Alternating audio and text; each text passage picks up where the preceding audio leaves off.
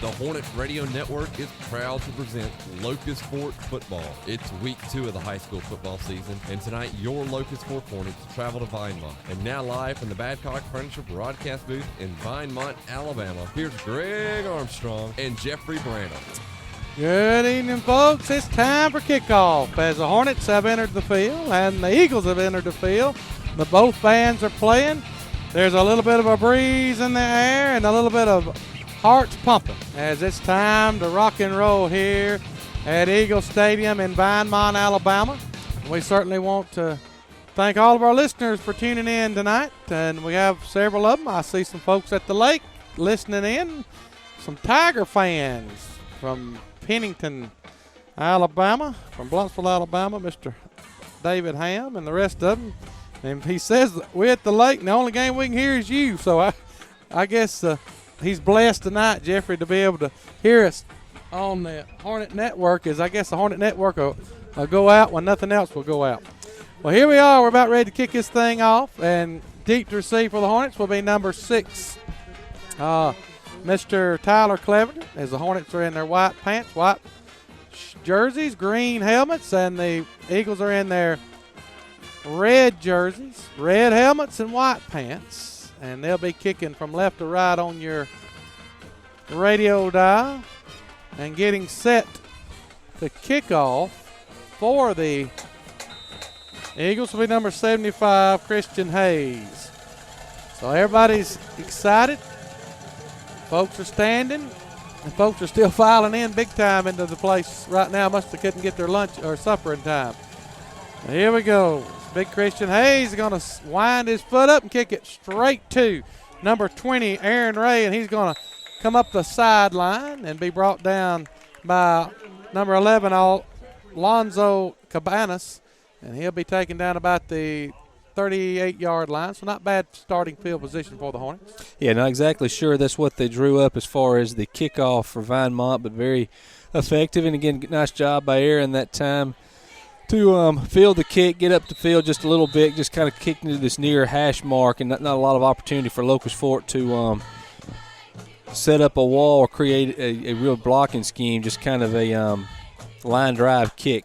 Well, Rice will go under center, and he'll hand it to the mule, Jared Peoples. He's around the right side, and he's going to pick up maybe 2 yards. It's kind of slow developing. I will say this, that a lot of people didn't know, including this yours truly, if Chase Rice would start, but he did start, and that's a good sign for Locust Fork. But he does look like he's got a big brace on his left knee, and maybe he can battle through that tonight. That last play wasn't a whole lot on that right side, but the Hornets did get a positive yards. We'll see what they do here. As Rice will go under center, got 2 receivers split to the right. He'll take it, and he'll hand it off right up the gut to the big guy, Drew Rogers, and there is nothing there, as the defensive front for the Eagles just shut it down. Well, come out in a kind of a stack 4-4 and rotating one of their safeties up as well, so almost 9 guys in the box. And Locust Fork probably just fill them out. Didn't look like that may be a read for Chase, just kind of a straight give. It brings up 3rd and long, kind of the same situation they were in last week, and able to hit Drew kind of out in the flat in a little pass play. Be surprised, Greg, to see that play here executed for the Locust Fork offense. Well, here comes the big 3rd down and 7 for the Hornets. Opening drive of the game, no score. Here's a snap. They're going to fake it. They're going to keep it around the left side. Comes Chase Rice. He's inside the 50, and he'll go out of bounds at about the 49. I believe we're going to get some 15 yards tack on to that big run, as he was hit pretty late, but that was a pretty good, nice read by the quarterback to pick up great yardage that time. Yeah, they come. Looked like he was actually trying to get out and read the corner, look at a pitch. But Chase able to get the ball up the field, and again, as you say, after he had stepped out of bounds, not a vicious late hit. Looked like there may have been a little bit of confusion on whether Chase had stepped out or not, but a 15-yard penalty nonetheless. So a big 3rd down conversion, very reminiscent of last week. Looked like they may go 3 and out without a 3rd down conversion, able to dial up the pass to Drew, and now a big running play to Chase Rice. And again, the Locust Fork offense now on the move. Well, 11-yard gain for quarterback Chase Rice around the left side with 15 yards. So that'll improve it to 26-yard gain. And the Hornets got a Charlie B's 1st and 10. Ball at about the 32-yard line of the Eagles. 10:28 to play here in the first quarter, no score. Here's the snap and the handoff right up the gut to the big guy, Drew Rogers. And if number 3, Hatton, have tripped him up, Garrett Boland, he is headed to the house as he's going to pick up probably about, let's say 4 yards, maybe 5 yards on the carry. Yeah, Drew kind of tiptoeing through, trying to find an alley, almost snuck through, and you said just kind of a shoestring tackle. Looks for it, just ran that little backside trap play that they love so well. And again, Drew doing a good job showing his footwork, picking up good yardage. Here's a snap. They're going to hand it off once again to Drew, and Drew's having a hard time keeping his feet, but he's going to pick up about 6 yards, and that's another Charlie B's 1st and 10 for the Hornets as they bang it on inside the 25 down to the 21-yard line. Good-looking drive so far for the Hornets. Yeah, true triple option look that time to the wide side of the field, far boundary, and Chase did a good job as defender getting upfield and just left it with Drew, and Drew able to stay kind of on his crease and get good yardage. And again, Locust Fork moving the chains almost down inside the 20. Here comes Chase Rice. He'll look to the sideline. He'll go under center. He'll take and he'll fake it. I believe it was a busted play that time, as I think somebody went the wrong way. As when he turned, there wasn't nobody there, and they're going to throw him for a loss of about 4 yards. I believe that was a mix-up that time, Jeffrey. Yeah, not sure. Looks like everybody but Drew went one direction. So look, if I had to guess, I'd say Drew may have been a little bit confused with the play call, but puts him in 2nd and long. But again, good opportunity to maybe showcase Daniel Goss one-on-one to the far side, wide side, a lot of cushion from the corner. Here's a snap, and quarterback's going to keep it around the right side. Chase Rice goes inside the 10 and down to about the – looks like about the 9 or 8 yard line. A good-looking run, and I'm going to tell you something. Well, no Chase, he might have a little knee brace, but he's still got a lot of power and speed. Well, that just really wasn't fair, Greg. Just a lot of grass out there. The Locust Fork able to seal the corner. Again, Daniel Goss, as we talked about, able to come down. Kind of course, the corner probably in a man coverage, but Locust Fork just sealed it off. And, again, just green grass for Chase Rice to get up the field and probably 10 yards, 15 yards down the field before a Vinemont defender even able to make contact. Another Charlie B's 1st and 10 for the Hornets. Here comes Rice as he'll take it, and he'll hand it right up the gut. It looks like there was a face mask on the play, and I believe there was, but there might have been a fumble too. Let's see what they call here. But I believe they jerked the helmet basically off of Drew Rogers, so I'm not sure it was a fumble or not, but we'll see what happens here as the guys discuss it. He had pretty good yardage.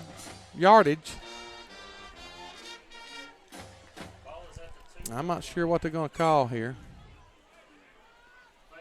Face mask against the Eagles. So that'll be 1st and goal at about the 3 after the step off.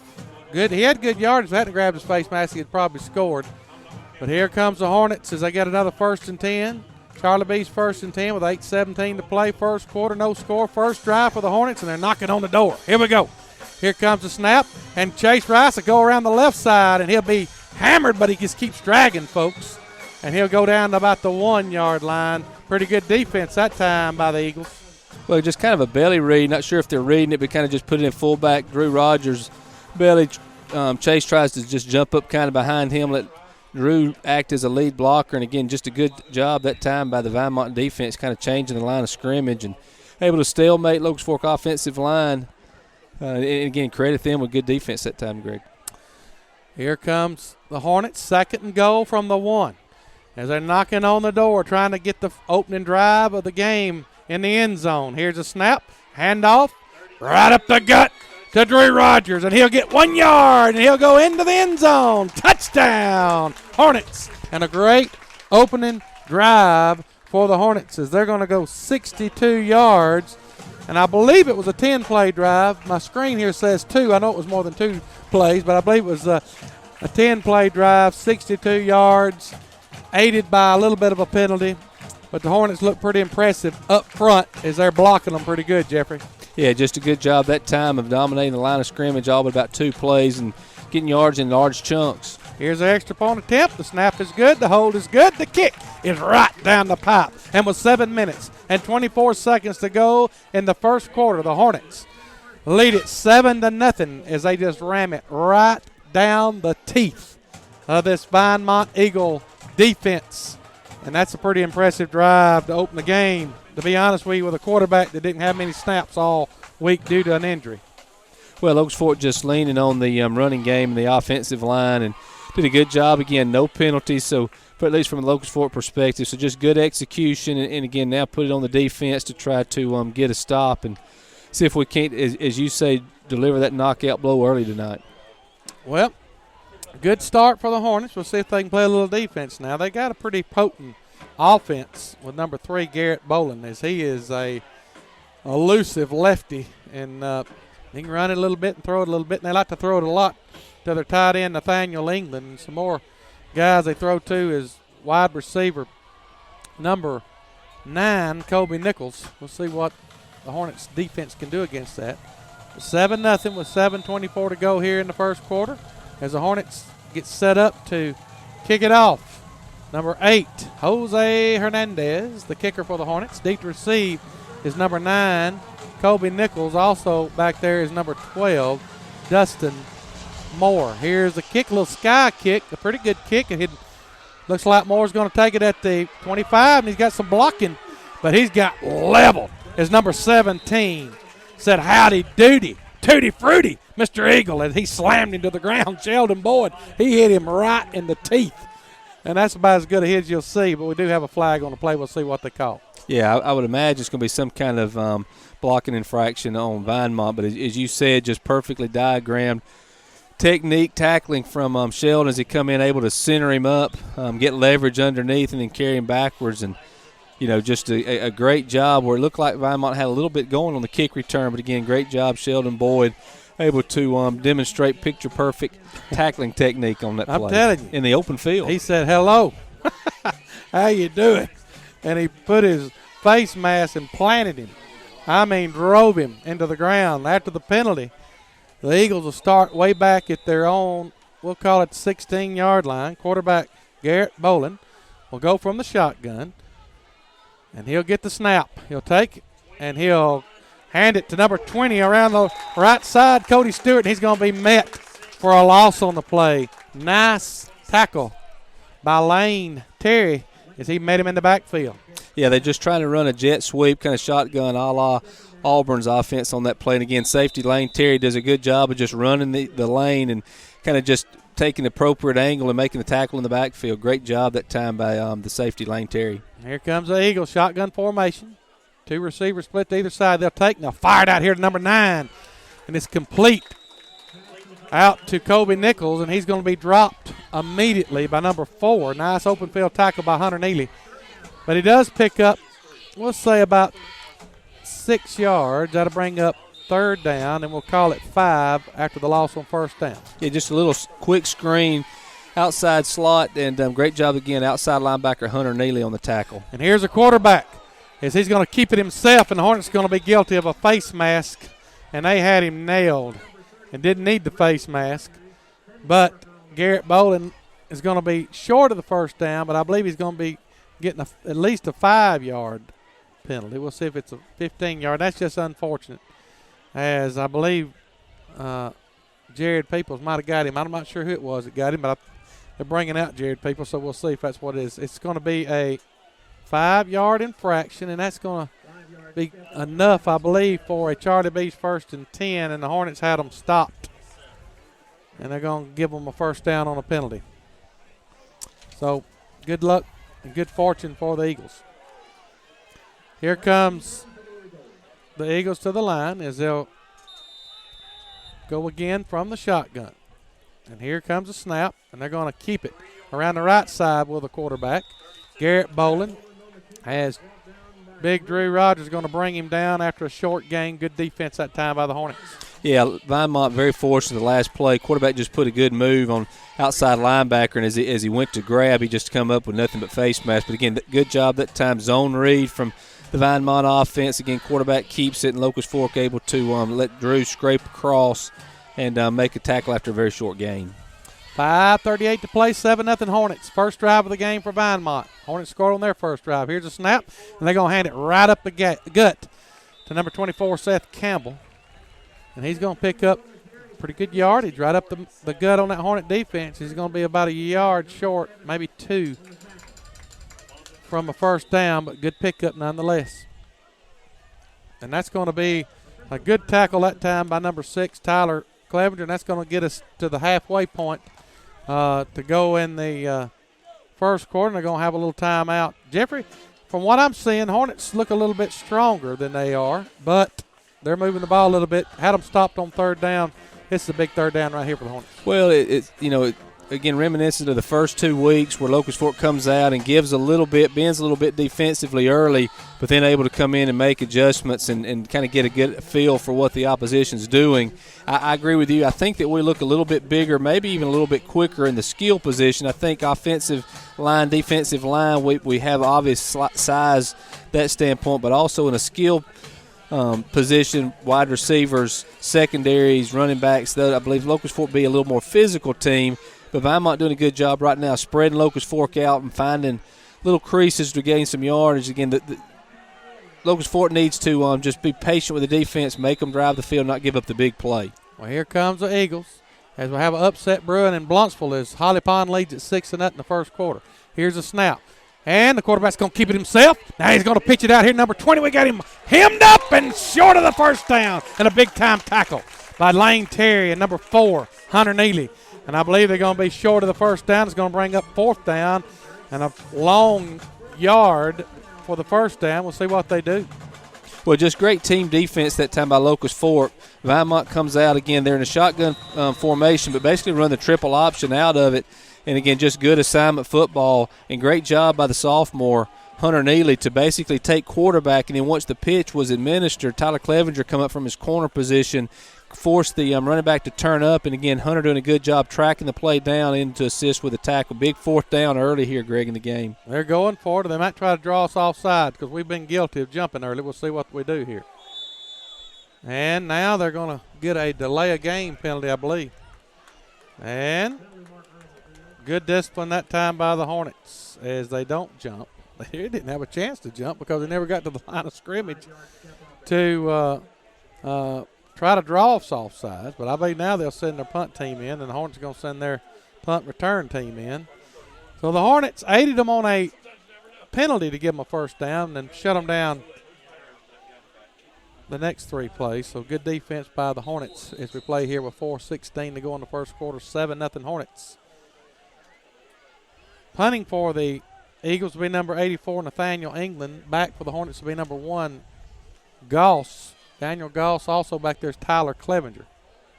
And I noticed in the game the other night, not a bad punter, Nathaniel England. We'll see what he does right here. You got to look for a fake because they might be trying to do anything they can to win this ball game.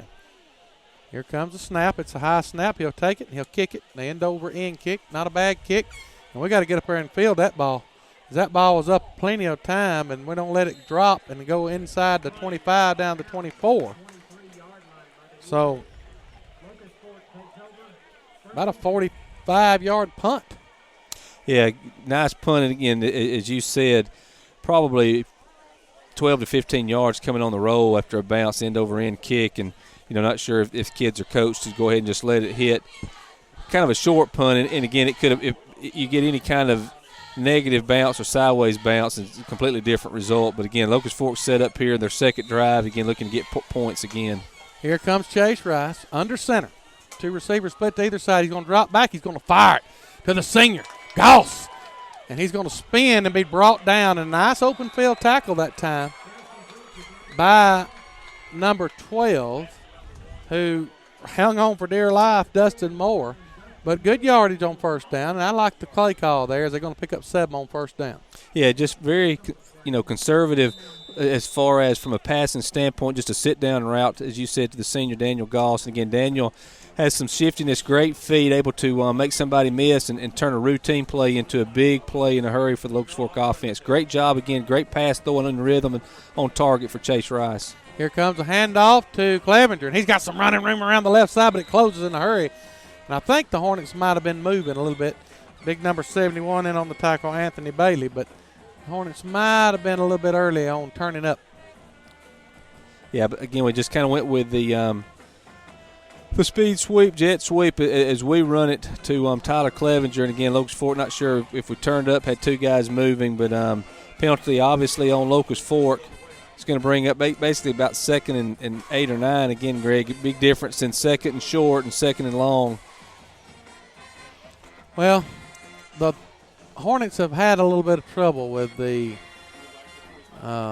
flags to start the year and last year too, and most of it has to do with moving early or not being set. But after the penalty, it'll be, instead of second down and about 3, it's going to be second down and about 8. So the Hornets back it up to about the 25-yard line. It'll be second down. They lead at 7-0 with 3:17 to go in the ball game, or the first quarter. Here comes the snap, and here comes the handoff up the gut to Drew Rogers. And he just barrels over the big guys and dives close to the first down. And he's going to pick up about 7 yards. I think he's going to be about a yard short, maybe 2. We'll call it a yard, so it'll be 3rd down 1. Pretty good game for the Hornets. Yeah, just the first read option, for Chase Rice that time, leaving it with Drew Rogers. And, again, a lot of room to get outside on the corner at some point, too. Vinemont going to have to stay very disciplined in their defense. Again, look for them to get big chunks of yardage in this offense. Here comes the quarterback sneak. And that's by always here lately and for the last couple of years, that's been one of the biggest plays for the Hornets. They're going to pick up close to 4 yards on the quarterback sneak as he's going to get it with ease. Good blocking by big Hercules at center. Yeah, those four come up, kind of went with a quick snap, and you got Hercules at center and Hercules Jr. at quarterback, and able to, change the line of scrimmage, move the pile, and again, Locust Fork look like they're on the move again. Elliott Dodson being who we're calling Hercules, who is a very strong individual as he works out regularly and has really defined himself as a pretty good lineman so far. So 1st and 10, Charlie B's 1st and 10 with 2:08 to play. Hornets rolling. Looks like we got a blitz coming. They're going to throw a flag before the play ever starts. And I'm not sure if it was the Hornets or the Eagles. It looks like it might have been the Hornets. They were trying, looked like they were sending a pretty good bunch coming through there blitzing. They might have made the Hornets move a little early. Well, Locust Fork's definitely got Vinemont where they feel like they have to bring extra guys in the box to stop this running game. And that time they were bringing an obvious blitz.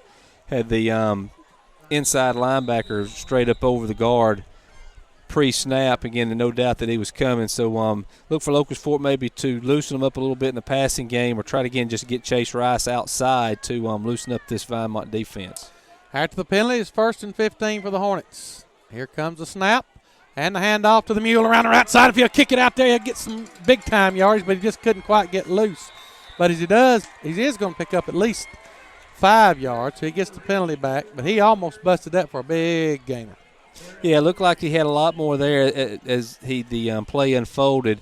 And, again, just a good job. The safety rolling up for Vinemont that time and able to kind of keep him from getting into full stride, made him make a move, try to get back to the outside. But, again, as you say, most of the penalty yardage back, second down, about 10.5, 11. Here comes the Hornets, 2nd down and 10. We'll call it. Here's the snap. We're going to have a pass play. Rice is going to go back. He had a touchdown, but he overthrew it. He had a touchdown to Tyler Clevenger, but he threw it too far. I mean, he would have waltzed into the end zone, but too much mustard on that play right there. Other scores, White Plains leading Oneonta in the second quarter, 7-0. That's a surprise. Addison leading Southeastern 14-0. Hartsville leading Athens 14-0. Oh, my goodness, I am surprised here. Holly Pond 14, Pennington nothing. So the Pond is pretty much improved, no doubt. Hayden leading West Point 7-0 going into the second quarter. Here comes a big 3rd down for the Hornets.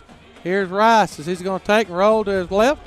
Now he'll take and fire it across the middle, and this time he's going to be intercepted. He threw it right to the wrong fella as he threw it to triple coverage, and a nice interception by number 9, Kobe Nichols. So the first turnover of the game for the Hornets, and he misread that one, Jeffrey. Well, free safety just kind of sat on the route, had zone over the top and just read Chase, and play kind of worked out the same as a nice punt, but credit the safety that time for Vinemont again, as he just kind of read the eyes and anticipated the throw and just sat on the route. And one of those that probably Chase would like to have back, go to an underneath guy, possibly get your first down, but didn't work out much worse than a pretty good punt.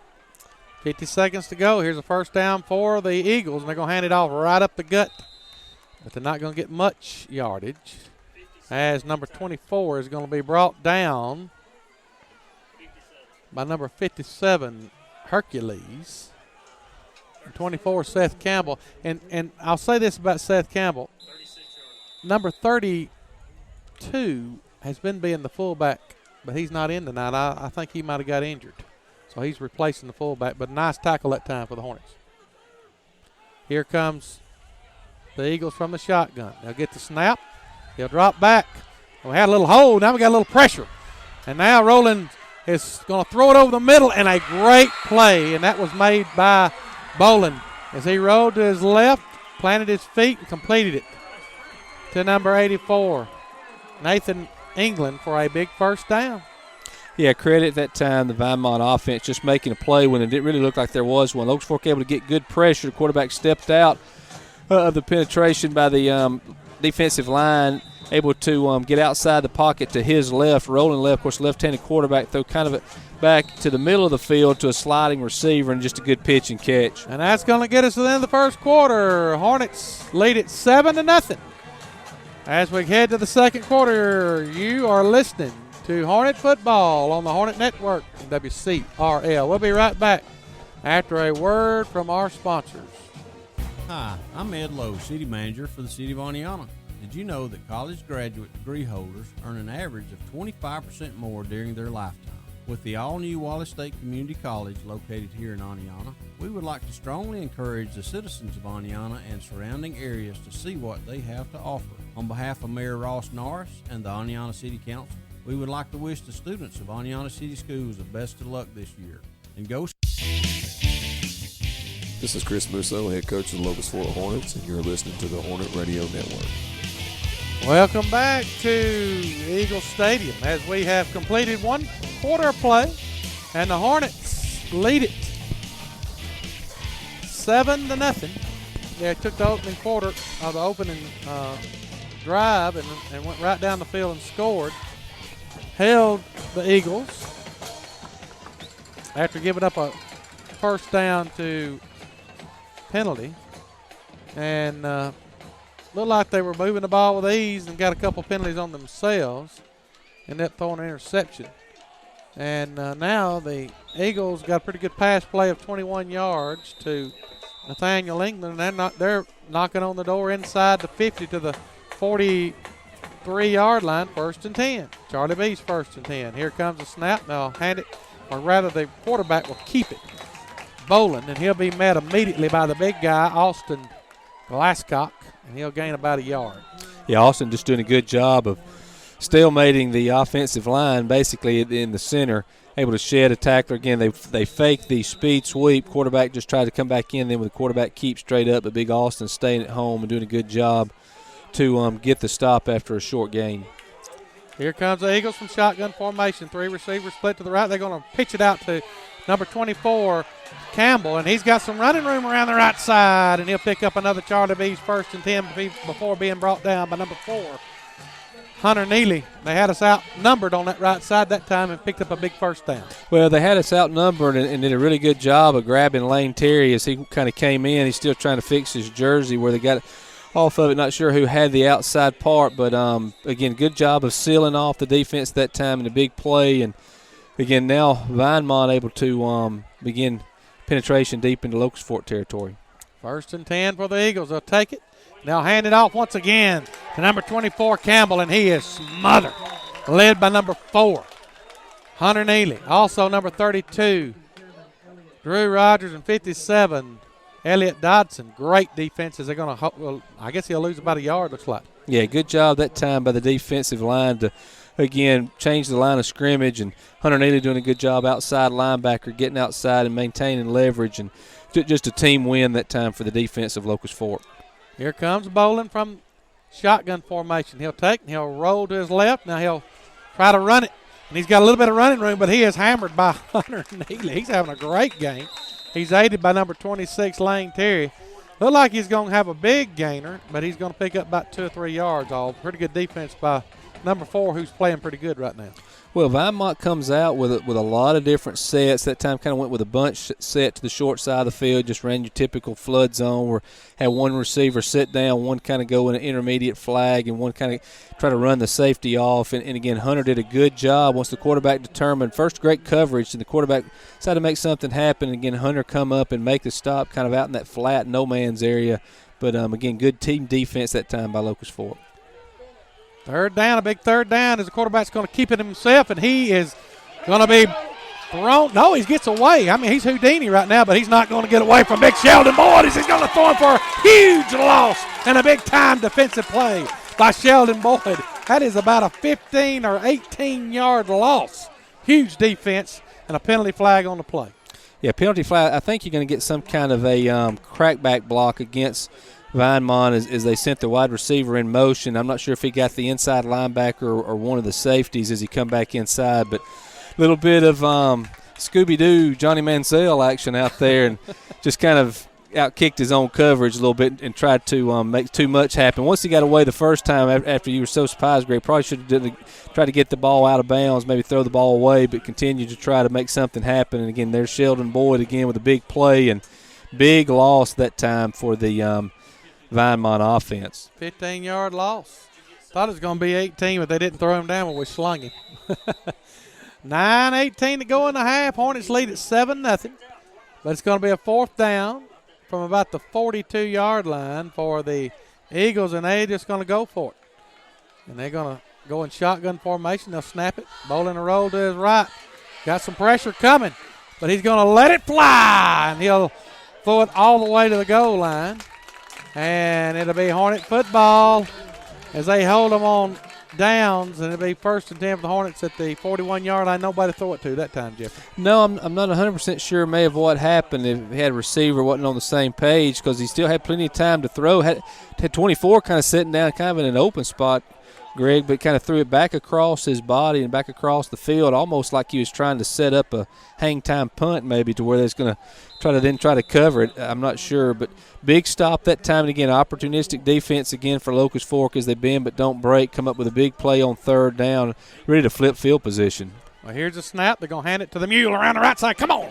There comes Jared around the right side. He's inside the 40, inside the 35, inside the 25, and pulled down at about the 23-yard line. And the mule getting it going for the Hornets and the big Charlie B's 1st and 10. What a great job that time by the offensive line of Locust Fork, and very little resistance for Jared to gets down into the safety level, and we need just a little more scat out of the mule to try to get that into the house. But again, angle by the safety to come over the top and kind of run Jarrett down from behind. 1st and 10 for the Hornets as we go with 8:43 to go in the half. Here's a handoff to Tyler Klebner. He's around the left side. We're going to get a penalty flag. May have a holding penalty here. We'll see what they call it on. No, that's there's no doubt on what happened there. Drew went about as fast as the receiver in motion. Going to give Drew, must be a little bit tired. They're going to give him a chance to take a break as a result. But well, you know, they had problems this week with the quarterback being out, and we look a little rusty to me. We look a little out of sync. I know we're up 7-0, but we look a little bit out of sync to me right now, and that could be called from just not practicing because they had 2 or 3 out all week. So maybe they can figure it out. That's going to be a penalty flag against the Hornets, 5-yard penalty. Now to back it up, be 1st and 10 from about the 27-yard line, maybe the 28. Here's Rice under center. He'll keep it himself around the right side, and he'll stumble inside the 25 and down to about the 20-yard line. A pickup of about 8 yards. That'll bring up 2nd down and about 7. So good pickup on 1st down.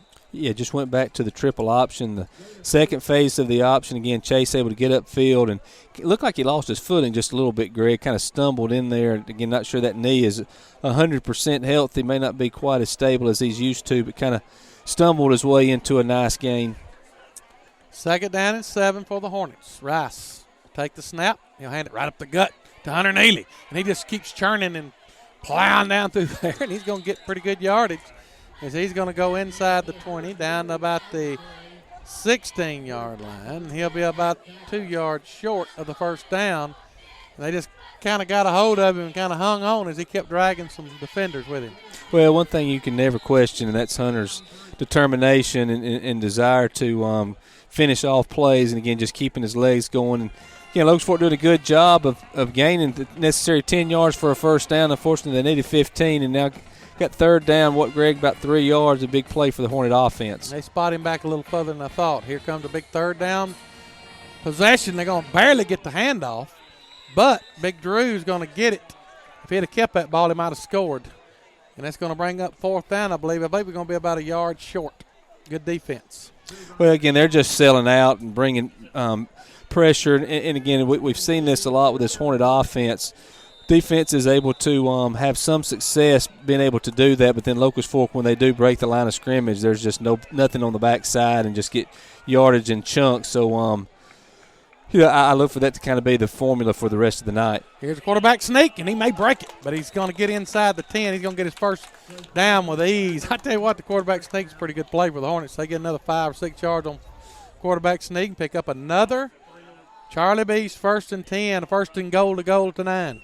Well, very subtle that time. Chase Rice, quarterback sneak without question, but kind of took a little outside angle to get outside the right guard's right hip, and there just really wasn't anybody there until he got to the safety level, which is only about 4.5 yards off the ball at this point. But good job that time by Chase Rice just to find daylight and get to it.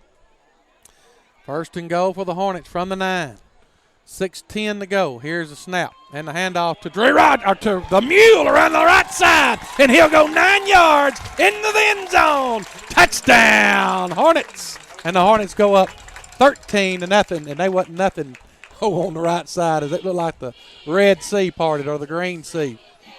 Well, play a lot of times the play that Jared broke it on earlier went to the outside, able to seal, and so again, Vinemont trying to maintain outside leverage and did a good job of doing so, but the Mule able to step up inside and find that empty area vacated by the defense, and just a good job of reading his blocking and taking it to the end zone. Here comes the extra point attempt. The snap is good. The hold is good. The kick is right down the pipe, and the Hornets take their 3rd possession and ram it right down the field for another touchdown, and they go up 14-0, and that's an impressive drive right there because it was all on the ground. Well, I think we have one completion tonight, short completion to Daniel Gall. So, yeah, pretty much everything that Locust Fork has. And Greg, not to overshadow something, but isn't it great to have a boring kicking game for a change? Yeah, it's nice to have an extra point kicker that you kind of feel confident in. Other scores around the county, Wadley leads Appalachian 38-7 in the first quarter. Hayden leads 7-0 in the second quarter. Holly Pond leads 14-6 over Pennington, so Pennington getting on the board.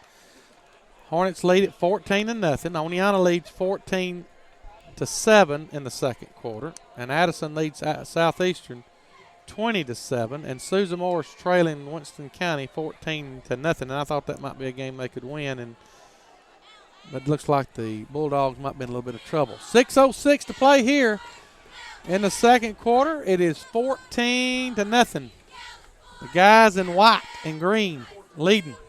And so far it's been pretty impressive. I believe Locust Fork's just stronger. Now, there is some athleticism on the quarterback position for the Eagles that could give them some trouble, but I'm not sure they can stop us if we don't shoot ourselves in the foot. No, I don't believe that they can stop us if we execute to our full potential. I believe the only team that's going to stop the guys in green helmets is the guys in green helmets. And did I miss the Cleveland score, or have you not got a Cleveland score? I haven't. I don't think we have one so far. I haven't got it. It's not on my – I do see a score here from from Springville. Mortimer Jordan's winning 14-0. I didn't call that one out. There'll be some folks that could be listening from Springville. But I don't see the Cleveland score. Yes, I do. Nothing still. 6:06 to play, 14-0. Hornets getting ready to kick it off. Jose Hernandez will kick it off for the Hornets. Deep for the Eagles will be number 9, Kobe Nichols. Also back there will be number 12, Dustin Moore. Here comes, they worked on their kickoff a little bit more this week. We'll see if we've done a pretty good job first. That's a nice kick there. This is going to get over the head, but he's going to run it down. Number 12, Dustin Moore, and he's coming up the right side, and he's going to be hammered again by a swarm of Hornets. And pretty good kickoff coverage that time. That time it was led by number 88. First time we've called number 88 for the Hornets. B.J. Oliver on the stick, but he might have stuck himself pretty hard because he's holding his shoulder. But a good lick nonetheless. Yeah, nice kick that time by Jose, able to get the ball down the hash mark to about the 15-yard line. And again, just it's just really nice to have such a strong kicking game and then get overall coverage and starting off inside the 25 this time on offense for Vinemont. Here's the Eagles at the 25. They're going to snap it, and they're going to throw it to the tight end. He's wide open. Good play call that time. They're going to hit Nathaniel England in stride and pick up a Charlie B's 1st and 10 up to about the 40-yard line. So 1st and 10 for the Eagles. Good play call that time. Well, they had the wide side was to the far side. They faked a jet sweep to the near side going away from the pass formation. And, again, just a good slant route, throw and catch, and a really good job by Tyler Clevenger to not allow it to be a bigger gain. And here's a handoff right up the gut to number 24, Seth Campbell, and he's met immediately for a loss on the play. Number 58, the first one there for the Hornets, and that's Garrett Baker, the playmaker. And I think that Vinemont may have to vacate the game plan a little bit and go to more of a quick 2-step, 3-step drop, try to hit some guys in open spaces, maybe throw first, run second, kind of play offense in reverse. Logansport just owns the offensive defensive line. Here's a snap, shotgun formation. He'll take it and he'll complete it. Out to number 12 and a nice open field tackle made by Lane Terry. And I believe he's going to have enough for the first down, though. We'll see where they spot it. It's going to be awful close. If they spot it at the 50, he's short. If they spot it outside the 50, it's very close. So they may have to measure this thing. We'll see. The quarterback has got a pretty good arm, Garrett Bolin. He looks pretty good. Yeah, pretty good athlete. We will, and I know you agree with this sentiment, we'll keep the one we've got, but he is an athletic guy, able to make things happen with his feet and can throw on the run and is a very accurate thrower. Yes, he is. And I watched the Good Hope game on Huddle, and I was impressed by the quarterback. I thought he could do some things if he had time to do it. He hadn't had a lot of time. He'll make a couple plays, and then he'll get sacked or we'll get a big loss on a play. But this is a game that will help Locust Fork because they can throw it. They got a good couple of receivers, and that's going to be just by the hair of the chinny chin enough for a Charlie B's 1st and 10 for the Eagles. So they get just enough to pick up a 1st and 10. 4:57 to play till halftime. The Hornets lead at 14-0. And other than the one turnover, have looked pretty good on the night. Bands are down warming up, getting ready for the halftime show. So another Charlie B's 1st and 10 for the Eagles. As we play here with 4:57 to play, 14-0 Hornets. Bolin will go from the shotgun as he has the whole night. He's got two receivers split to the right, one to the left. Here's a snap. He drops back to pass. He's going to flip it right out here in the flat to the running back, Seth Campbell, but he's going to drop it. And he wouldn't have had a lot of yardage, but he'd have got 2 or 3 probably.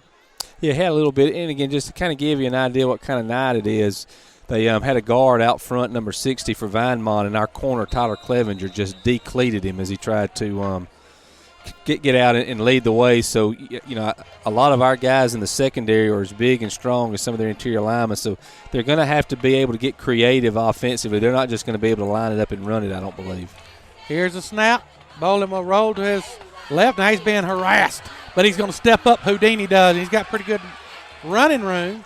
And he'll pick up about 7 or 8 yards before being brought down. And I believe the tackle was made by number 42 for the Hornets, Brody McKay. Yeah, Locust Fork that time able to get pressure off the backside, but not very disciplined as far as staying in their lanes, just vacated the area. And quarterback Bolin, again, he's shown the ability to scramble and make things happen when there's really nothing there. Here comes the 3rd down and 3 play. And they'll go and we'll jump. And we've got to get more discipline up front, as we cannot jump off sides. I mean, you're right there 2 inches from the ball. Just watch the ball. So they did just what they wanted to do on 3rd down. They get the 1st down by way of penalty flag. So another Charlie B's 1st and 10, and the drive continues as they go inside the 40 now to the 37-yard line. And you score right here for half, you got something cooking. Yeah, Locust Fork got the opening kickoff. We talk about it each week. Vinemont will come out and get the ball in the second half, so the big defensive possession here. Here's a long throw down the middle, and they're going to have it almost completed, as it was a little bit short throw, and 12 had to come back, Dustin Moore, to get it, and he just couldn't come up with it, so that'll bring up 2nd down and 10. Well, they just faked a little outside screen here to the near side boundary towards us, and then try to hit a little deep seam wrap down the hash mark, and we'll call it a back shoulder throw. Is almost perfectly executed. Lane Terry running with the receiver, but unable to determine the ball was underthrown. And again, good win that time on 1st down by the Locust Fork defense. Again, need to be in a situation where they've been a little bit, but able to flex their muscles here. Here we go, 2nd down, 10. Here's a snap.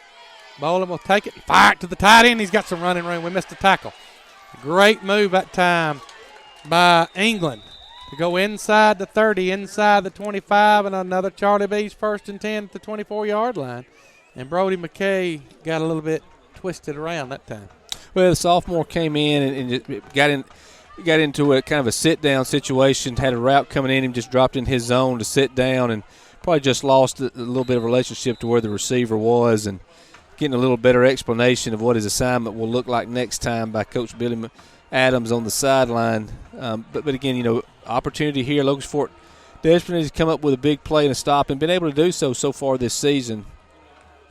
Well, it's a big play here, 1st and 10 for the Hornets. If we go inside 322, here is the quarterback. He's going to take it. He's going to throw it up for grabs, and the Hornets, I think, is going to pick it off. And they do. Number 1, a big-time play by Daniel Goss as they get the interception. Now we got a penalty flag, and I don't know what the penalty is, but that was a big-time play by the senior, Daniel Goss, as the Hornet pressure caused that interception, as they had him wrapped up, and he should have ate it and just got it down. But he threw it up and just enough to get Daniel Goss enough room to get under it.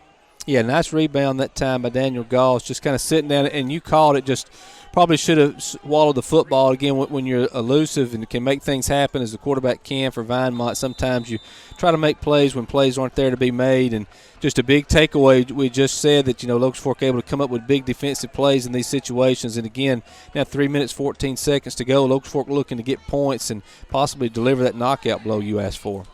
Here comes a snap, and here's a handoff to the mule around the right side. And the hole closes in a hurry, but he's going to pick up about a yard or so with 3:05 to play. Pretty good defense by the Eagles. Yeah, went back to the lead that time to Jarrett Peoples, and just not a lot of running room there that time. Good job defense to maintain outside leverage, and then the linebackers to kind of run their creases and able to seal that off from the inside as well. So I look for Locust Fork offense to try to get either Drew kind of out in the flat again or Chase kind of on the edge. Well, here comes the 2nd down, and we'll call it 9 play, and they're going to hand it to the mule again. He's going to get tripped up by a nice open field tackle by number 12, Dustin Moore. He'll pick up about 2 or 3 more yards to bring up 3rd down, and we'll call it 6. And an update, Cleveland's winning 21-0 over Faultville. Timeout on the play, and McMillan Fab timeout. We'll take it with them. It's 14-0. Hornets with the ball and driving. We'll be right back. There's one location where you can find protection for your life, your family, and business. The Jim Murphy Insurance Agency in Oneonta offers the advantage of an independent insurance agent, able to provide a policy from a number of companies with extremely attractive premiums. Call Jim Murphy at 274-2378 for an appointment. That's 274-2378, or come by the office on Highway 75 in Oneonta. Automotive, homeowner, life, boat, marine, and business insurance protection, giving you the wonderful feeling of security from the Jim Murphy Insurance Agency in Oneonta. This is Chris Musso, head coach of the Locust Fork Hornets, and you're listening to the Hornet Radio Network. Welcome back to Eagle Stadium on the campus of Vinemont. The Hornets lead at 14-0 with 2:27, but they got a big 3rd down and 6 coming up here. Pennington trailing 20-6 now to Holly Pond. See what the Hornets get here. Here comes the snap from Rice. He'll pass it to the senior, Galson. He's going to pick up a 1st down. That's a great pitch and catch for the Hornets. A senior to a senior, and the Charlie B's 1st and 10. He gets out of bounds. Well, a little bit of a new formation had Aaron Ray and Tyler Clevenger kind of set up in a little dual slot role. Put to the outside receiver, Daniel Goss. And again, Daniel did a good job of just getting north and south, and great job, Tyler and Aaron, to just seal off the guys, get to the 1st down sticks, and get out of bounds. And again, big 3rd down conversion. Here comes the Hornets, 1st and 10 with 2:22 to play in the half. 14-0 Hornets trying to get some more here. Here comes the snap, and they're going to hand it right up the gut to Drew Rogers. No, they're going to hand it. He's going to keep it himself. He faked everybody out. It looked like Drew had the ball, but he was able to keep it himself, and he was able to pick up great yardage. It looked like he might have hurt himself a little bit, but he's going to get up. And a nice 1st down. And they're going to call timeout here with 2:17. Another McMillan's foul timeout. So let's take it with them. Timeout on the field. Hornets got another 1st down. They're driving close to midfield. We'll be right back. You're listening to the Hornet Network. Shift into savings now at your local Kubota dealer. Take on the tough jobs in a tractor you'll be proud to own. A powerful Kubota Standard L Series. With the right combination of dependable horsepower, high-quality construction, and ease of operation, they're perfect for the independent property owner. Now get financing as low as 0% APR for up to 5 years. Now through September 30th, 2016. Call toll-free 1-800-794-4992 for details about costs and terms. Blount County Tractor, located beside the Walmart Shopping Center on Highway 75 North.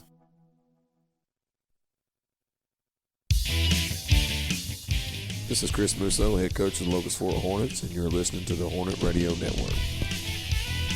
Welcome back to Eagle Stadium, and not a good sign on the sidelines as Chase Rice is going to come to sideline and get a little attention, and that's going to put Tyler Clevenger in at quarterback. So that's not what you want to see with 2:17 to play. Pennington's come back to score. It's 20-14. Hayden leads 14-0. Cleveland 21-0, and Wally 38-7. So there's your update. 1st and 10 for the Hornets. Here's a handoff to Drew, to the mule around the right side, and there's nothing there, and a big tackle made by number 3, Garrett Rebolin. So here we go inside 2 minutes when this snap's made. See if they trust Tyler to throw it a little bit. Well, I would be surprised if they don't just try to run the clock and maybe get to halftime, reassess Chase, just not try to get too greedy here. If they can break one with a run, maybe a short pass, again, the play with Drew kind of out in the flat, but I anticipate those four just to keep the ball on the ground, churn up the clock, and reassess things at halftime. 1:40 to play. 7 seconds on the play clock. Here's a handoff right up the gut to Drew Rogers, and they're just sending everybody. And they're going to bring him down for a loss on the play, and be a timeout called. I'm not sure who they're going to give it to. Timeout's going to be called by the Hornets. So that will be another McMillan Fab timeout. Let's take it with them. We'll have all our commercials in by halftime. You're listening to the Hornet Football on the Hornet Network. We'll be right back. Care for the family is available from Dr. J. Hype's Dental Office on Valley Road in Oneonta. Don't let the lack of dental insurance keep you from the preventive dental care you need. A thorough cleaning and exam can avoid larger, more expensive problems in the future. Let Dr. J. Hypes and his caring professional staff assist you and your family. Office hours are Monday through Wednesday 8 to 6, Thursday and Friday from 8 until noon. Call for an appointment at 274-2184. Dr. J. Hypes DMD PC, located next to Alabama Power on Valley Road in Aniana. No representation is made that the quality of dental services to be performed is greater than the quality of dental services performed by other dentists.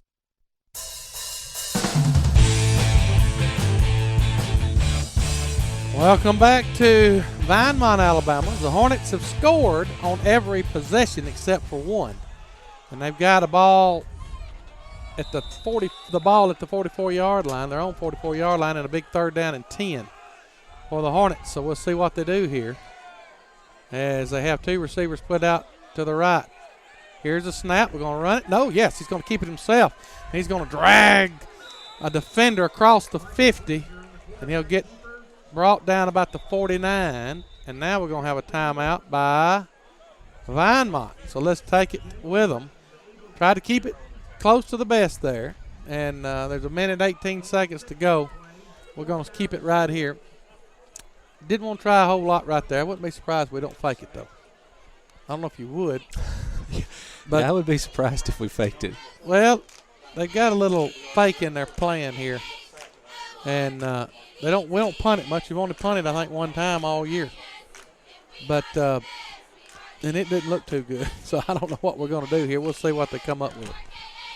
It will be interesting to see if we can get a first down here. You got a chance to get one in for the half, but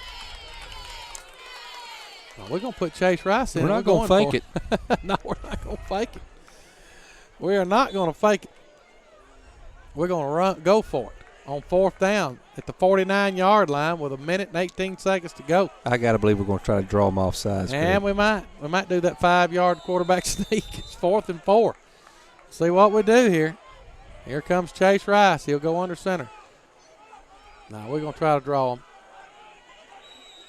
And we're going to call timeout ourselves. So we didn't even give ourselves long to draw them off the sides. They're going to punt it and call timeout. And I think they'll have one timeout left. Is that right? The Hornets. It might be our last timeout. I don't know who they called the timeout a while ago. Another McMillan foul timeout. So we're trying a lot of things here in the last few minutes. We just needed. I think if we'd have got another yard or two, we'd have probably went for it. Well, I think too that there's really no reason not to send Chase back out and try to draw him off sides. I think that's not a bad decision. Probably looks like we're going to get Drew Rogers going to be punting this time. We've got Aaron down here, so I would imagine kind of a rugby-style kick to this near side, short side boundary, Greg, and try to send the defense back out. And, again, the style of offense from Vinemont, it's not outside the realm of possibilities to get a turnover and again, set ourselves up, create offense from the defense. So just look to get this off. Well, here comes the punt attempt. Drew Rogers is a punter, and Bolin is the one. And we're going to rugby it. Now he'll get a good punt off. And it will be taken, and it's going to be fumbled. And then the Hornets almost got on it. I don't know what he was trying to do there. He had 2 people right in his face. And that's a pretty good punt by the Hornet junior. About a 30-yard punt, but it was very effective. Almost got a huge turnover. Almost really helped us out. Again, last second, didn't call a fair catch, and I think it almost surprised the Hornet defenders. I think you had Lane and possibly Aaron that was down there. Probably didn't really expect him to catch it, bobbled it, and then again, the ball just fell straight back down into his arms as he went to the ground. But again, look for the defense maybe here to create one more turnover and set the offense up. Well, here comes the shotgun and the snap, and it's going to be complete to Seth Campbell around the right side. He's got some running room, but big Lane Terry is there to save the day, and we kind of gave him a lot of running room. We need to be careful about giving them too much. There's a little prevent defense going on, but he's going to pick up a Charlie Beach 1st and 10. Well, they just kind of ran a little swing route. I wouldn't necessarily call it even a screen pass, but kind of a little swing route to the far side, wide side boundary, and again, did a good job of getting the receivers out and getting touches on the secondary personnel and just sealing them off, and good execution that time. Here's a snap. They'll fire it, complete again. Outside to England. And he's going to pick up another 1st down as we're really laying back off the ball. And this cat here can throw it. He can go down the field in a hurry. He'll pick up another Charlie Beach 1st and 10. Yeah, probably going to spike it here, Greg, where they got the clock stopped while the chains move. So hard to say, but again, good job that time. Good pitch and catch. Well, they're going to go for it.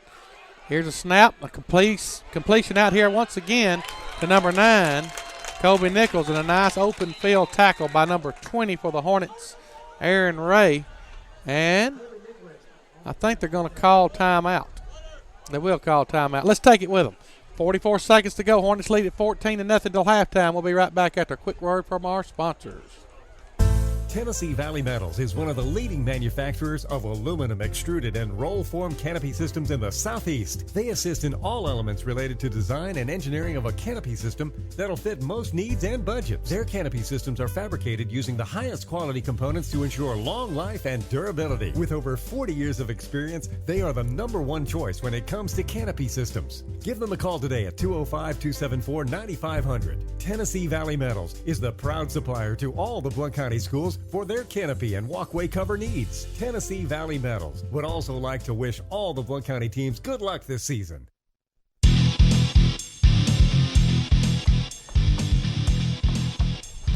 Welcome back to Vinemont. The Hornets lead at 14-0 as we are approaching halftime, but you got to be careful here because you got a pretty lethal quarterback in Garrett Bolin. And he's got enough time. Here he goes. He's going to roll to his left, and he's going to fire it. It's going to be tipped up. Nice defensive play by number 4. And it's going to be incomplete. Do I see a penalty flag? Yeah, it'll be interesting to see what that penalty is. He rolled him to the short side, near side boundary towards us, and then threw across his body, kind of a little backdoor slant. And pretty good coverage, I thought, by Hunter Neely. Oh, they've got too many men on the field for Locust Fork, undoubtedly. Well, 1, 2, 3, 4, 5, 6, 7, 8, 9, 10, 11. I don't know what they call. Did they call pass interference? I can't believe they call pass interference on that, but undoubtedly they. Well, that's going to give them a first down and 10. They get more first downs by help from the Hornets than anything I've seen. Another Charlie B's 1st and 10. I've never seen the penalty. I don't know what they called. Have you seen Well, it? they didn't give a signal. Coach Musso doesn't agree with it, whatever they called. Again, we just need another big defensive stop here by the Hornet defense. 39 seconds to go. 1st and 10 for the Hornets. Here comes a nice defensive play. It's going to be tipped and knocked down by the big Hercules coming in there, getting a hand on the ball, knocking it down. A big-time defensive play. Yeah, big play. They had a little something happening with a little swing pass kind of backside and, again, had it well set up. But did a good job, Elliott Dodson, able to, long body, long arms. And Locust Fork needs one stop inbounds. Again, really running this clock down, but just really needs to limit the big play. Vinemont offense. 37 seconds to go. Here's a snap. And the quarterback rolling around to his right. Now he's going to cut back to his left. And we got some defenders right there, but we can't find him. And we can't get a hold of him. And he gets loose. And he's going to get all the way down inside the 30. And I think inside the 25. And that's, if he is, he's inside first down yardage for another 1st and 10. Charlie B's 1st and 10. And he got that all on his own. He just slipped right through our fingers. Yeah, just all the quarterback Sandlot style, just kind of get out, run around, and make people miss. And again, Locust Fork gets spread out by this Vinemont offense, and the quarterback does a good job with his feet to make people miss, and just credit him as a playmaker. Here we go, 1st and 10, 25 seconds to go. Here, Bolin, he'll roll to his right. Now he'll run back to his left, and we missed him again. We're overrunning him. Now he's going to complete it out here to number 9, and he's going to be brought down by a big open field tackle by number 1, Daniel Goss, and we had him for a big loss, and he got away again. We're overrunning him. Well, we just got to stay disciplined. We saw this in a game a little bit earlier in the year. I think we was doing Southeastern Appalachian, and again, just need to be disciplined in our rush lanes. Well, they're going to spike it, and they will spike it. With 15 seconds to go, so it'll be 2nd down and goal as they spot it at the 10-yard line. With 15 seconds to go, and no time went off the clock. So I don't know how that happened. Well, the official never set the ball. He was just setting the ball, waving his arms when they spiked it. And again, we need a big sack. Again, it'd be very difficult for them to get 2 plays off if we could somehow tackle them in bounds, Greg. And be careful right here to 84. Just hit him on a slant pass. That's going to be tough. They're going to roll to their left, and we got pressure. Get him. and he's going to get it tipped, and he's going to kill it right in the end zone in a big-time pitch and catch by the quarterback Bolin for a Eagle touchdown. And that was impressive. That was all number 3 right there, Garrett Bolin. Yeah, just a good job, again, of the offensive line, giving him time to throw, kind of brought the defense with their eyes looking back across as he rushed towards this near side boundary and then threw back across, snuck the receiver back against the grain and just threw over the Hornet defense. And it looks like they're going to go for 2, Greg, and we find ourselves in a nail-biter all of a sudden. 10 seconds to go, and they'll go for 2 as they do. I'm telling you, this quarterback's about as good as I've seen in a while around here. As he's tough, very tough, and he's elusive, and he's very accurate. And here comes the option play to the right, and we're going to tackle him. And he's going to not get in, I don't believe, and he won't get in, and that's a good stop for the Hornets. With 10 seconds to go in the half, the 2-point conversion is no good. And that's a good stop right there. Yeah, it's a big play in the game. They brought one of the slot receivers back in motion across the field and had a 2-man read option route as they attack the outside linebacker. And again, the defense forced him to step up inside and had good containment from the inside linebackers. Not sure if it was Drew Rogers that time or maybe even Daniel Goss stepping up from his safety position. But again, good play on the 2-point conversion, and Locust Fork going to have to go in, and kind of difficult to do anything other than just teach them to stay in their lanes and try to tackle a pretty good athlete in open space, because they do a good job other than when the play breaks down. He just ends up making things happen with his feet. So just got to be patient, and hopefully you can make them go the distance and every now and then create a turnover or a penalty to stop drives, and offensively you just got to try to match them. A big number 75. Christian Hayes getting to ready to kick it off for the Eagles. They don't kick it far, so I wouldn't be surprised if one of the upbacks got this kick. Deep is number 6, Tyler Clevenger. Also back there is number 1, Daniel Goss. They're going to take it. They're going to rugby kick it down the middle, and it's going to be touched by the Hornets. And Hunter Neely's going to get it. He's going to down it, and that's going to get us with 1 play to go in the half. So we'll see if the Hornets just kneel on it or they try to sling it up there. I think I'd kneel on it. 1st and 10 for the Hornets at the 35-yard line. I don't know if old Hunter's going to ever get a hold of it. It had a pretty good bounce on it for the Eagles. Yeah, they just kind of wasn't really a squib kick, but a very aggressive onside kick. Just kicked it down the middle of the field and got that big hop that you're always looking for. Good job, Hunter Neely, just to recover the ball and was going to try to make something happen. And I'm not sure if he fell down, slipped down, or just slid down on purpose. But sets up the Hornet offense. Looks like we're going to spread out. May take a shot here, Greg. Just hard to say. With Chase's arm, you got a chance to throw the ball over the top of the defense. Now we're going to run it. He's going to keep it himself, and he is going to get about 9 yards, and that's going to do it till halftime.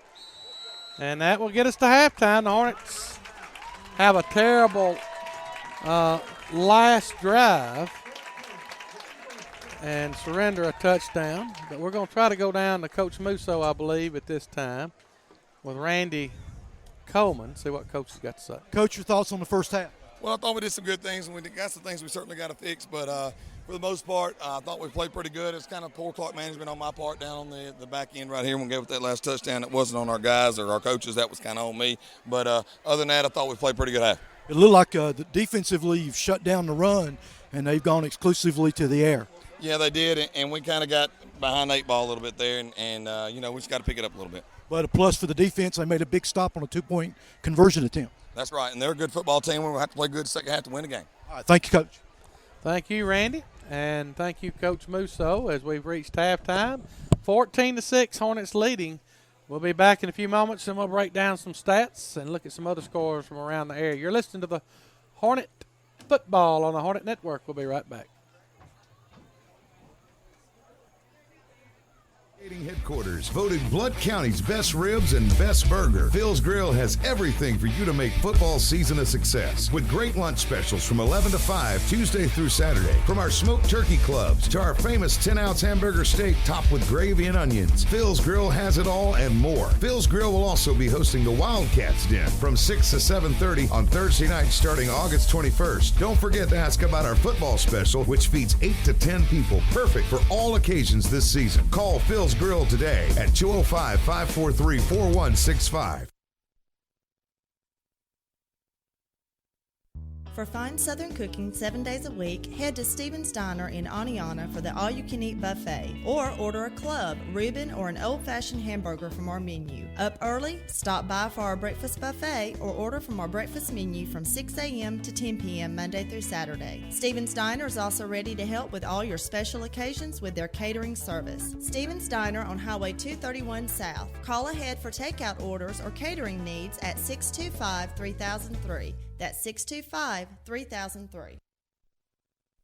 Want a bank that treats you like their best customer? Then stop by Cadence Bank in Aniana to find out what it's like. You'll find that Cadence bankers care about doing the right things for their customers. Cadence matches exceptional face-to-face service with all the banking products you need for your lifestyle. Stop by Cadence Bank today to find out what it feels like to be a bank's best customer. Cadence Bank N.A., member FDIC, equal housing lender. After further review, 3 words that can change the numbers on a football scoreboard. Discount double check. 3 words that can change the numbers on your car insurance statement. Because when State Farm agent Kim Lee goes through your policies, we'll review every detail to make sure you're getting the discounts you deserve. Because those discounts could mean big league savings. It pays to double check. Call State Farm agent Kim Lee at 625-4141 or come by the office across from Valley Ford.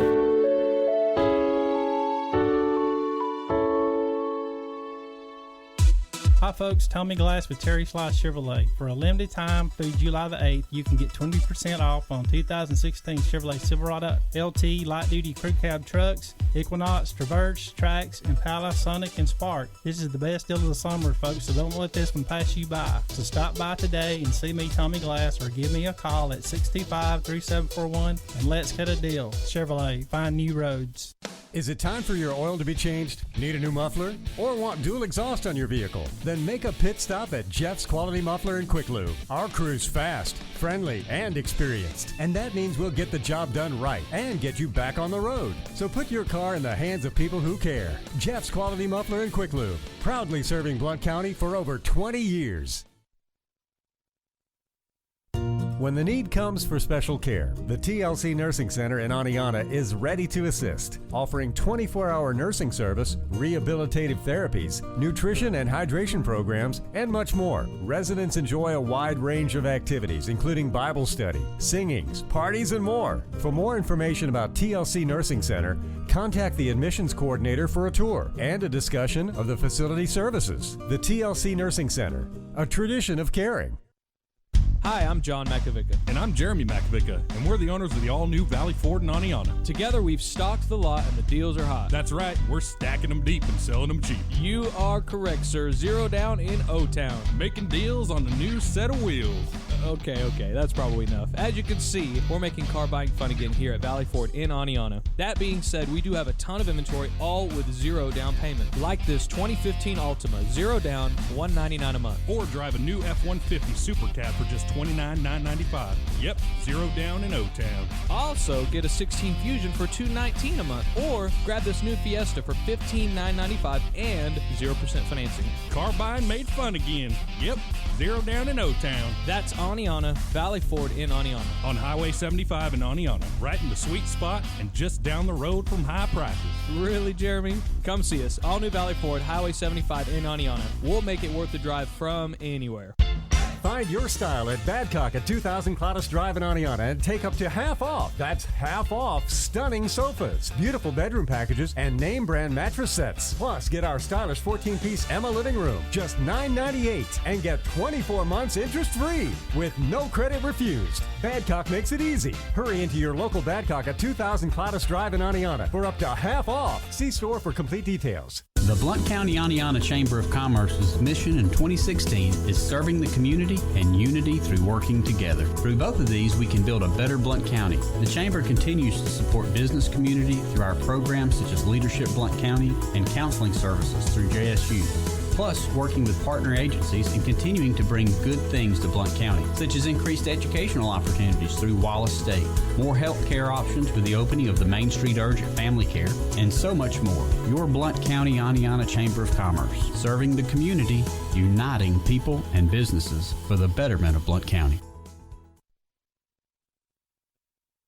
The 2016 Blount County Education Foundation Radiothon is Thursday, September 22nd. Did you call in and pledge last year? If you did, you helped provide classroom grants to 145 teachers, summer learning activities for over 1,000 students, resources to support struggling learners, the county spelling bee, the Scholars Bowl, the Youth Leadership Program, the High School Ambassadors, and more. Call in your pledge this year on Thursday, September 22nd on WCRL, broadcast partner of the Blount County Education Foundation, 8 a.m. to 5 p.m. You can make an impact on our students. The Blount County Education Foundation, boosting children's success in Blount County schools.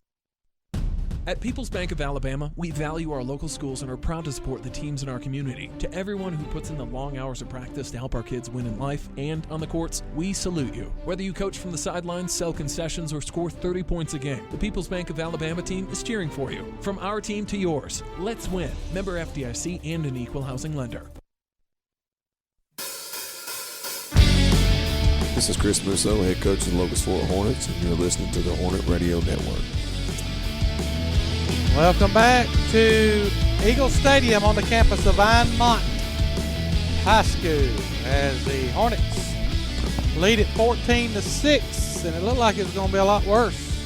We kind of, I don't know, I thought we kind of messed around the end of that first half and gave up a touchdown right at the end of the half with about 10 seconds to go till halftime and had opportunities to sack him and it would have been over, but you got to give them credit because I'm telling you, their quarterback, Garrett Bolin, is a big-time player.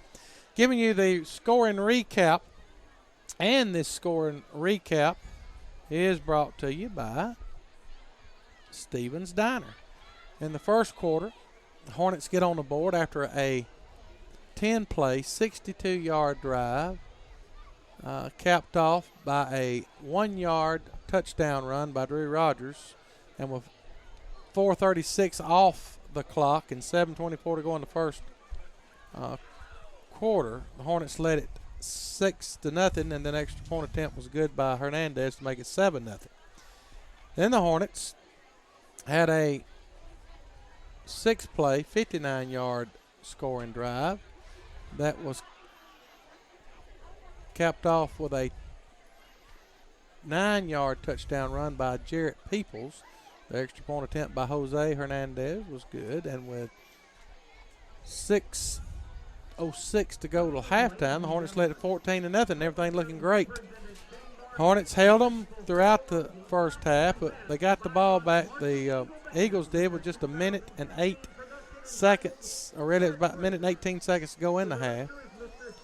And with 10 seconds to go in the first half, the Eagles capped off a 79-yard, 8-play drive with a 10-yard touchdown pass completion to Dustin Moore.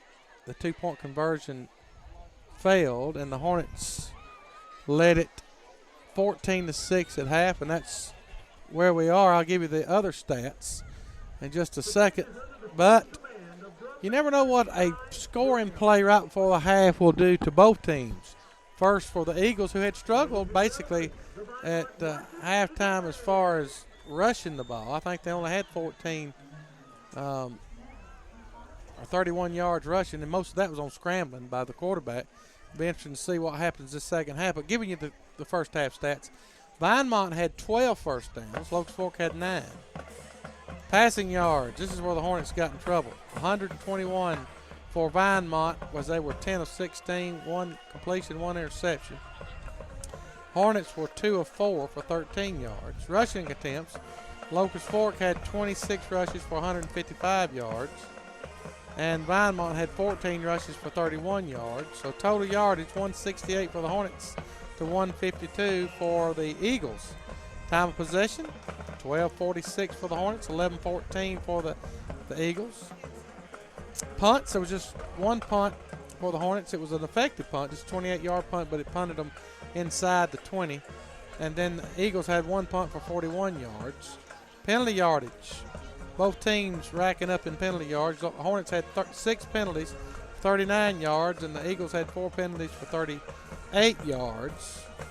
And both teams had a turnover, as the Hornets had a interception and the Eagles had an interception. And we got a pretty even game and a pretty even score, 14-6 at halftime. But you just feel like Locust Fork ought to be up 21-0. Well, Locust Fork, you mentioned early in the football game, looked like that we were probably the more physical team. I think that's still the case. They just have an equalizer in the opposing locker room, able to make things happen with his feet, and kind of Johnny Manziel'd us there late in the second quarter, able to escape pressure and get the ball downfield just via his feet, and then also very accurate passer. As I said kind of early in the second quarter, I thought they may go to a more 2-step, 3-step drop, get the ball out of his hands quickly. They've got a lot of space in the secondary where receivers are able to sit down and look for them probably to come back out and, again, attack us a lot the same way. And Locust Fork's just going to have to force them to drive the field, be patient within the defensive scheme, and hopefully maybe create a turnover. Maybe Vinemont would expose themselves through a penalty, some other mistake. And, again, I think that offensively we can line up, and again, if we don't turn the ball over ourselves or stop ourselves with penalties, that we would be able to effectively, move the ball, keep the ball out of the quarterback's hands, and hopefully, put a little distance between us and them, and get on out of here and head back to Locust Fork 3-0.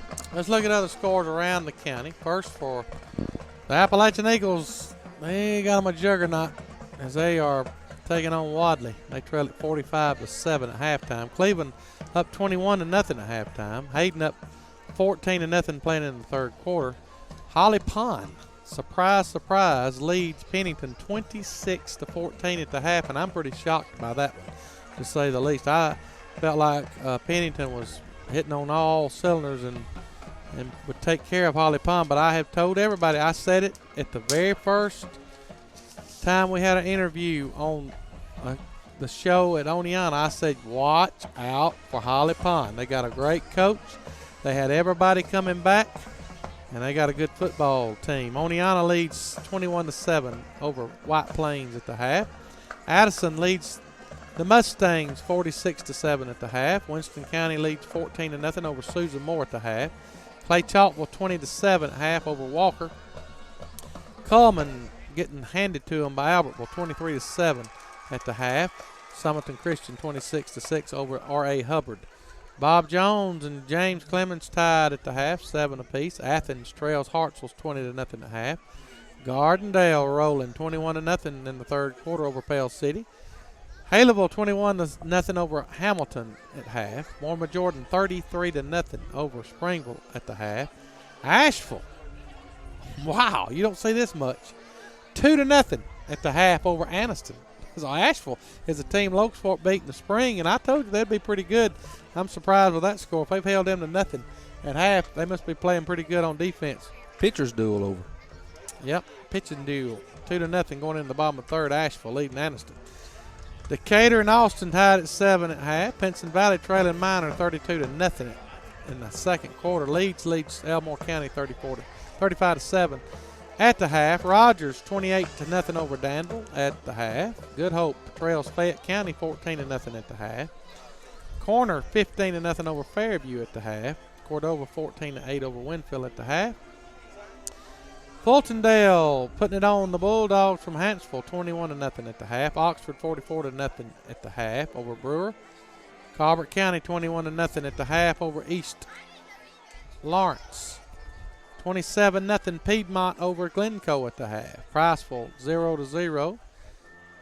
And Tarrant leading Cold Springs 14-8 at the half. Arab leading at the half 10-0 over Alexandria. Lynn leading Meek 7-0 at the half. Lauderdale County 19-13 at the half. 14-0 Gadsden in the second quarter. Hewitt Trussville over Gadsden in the second quarter.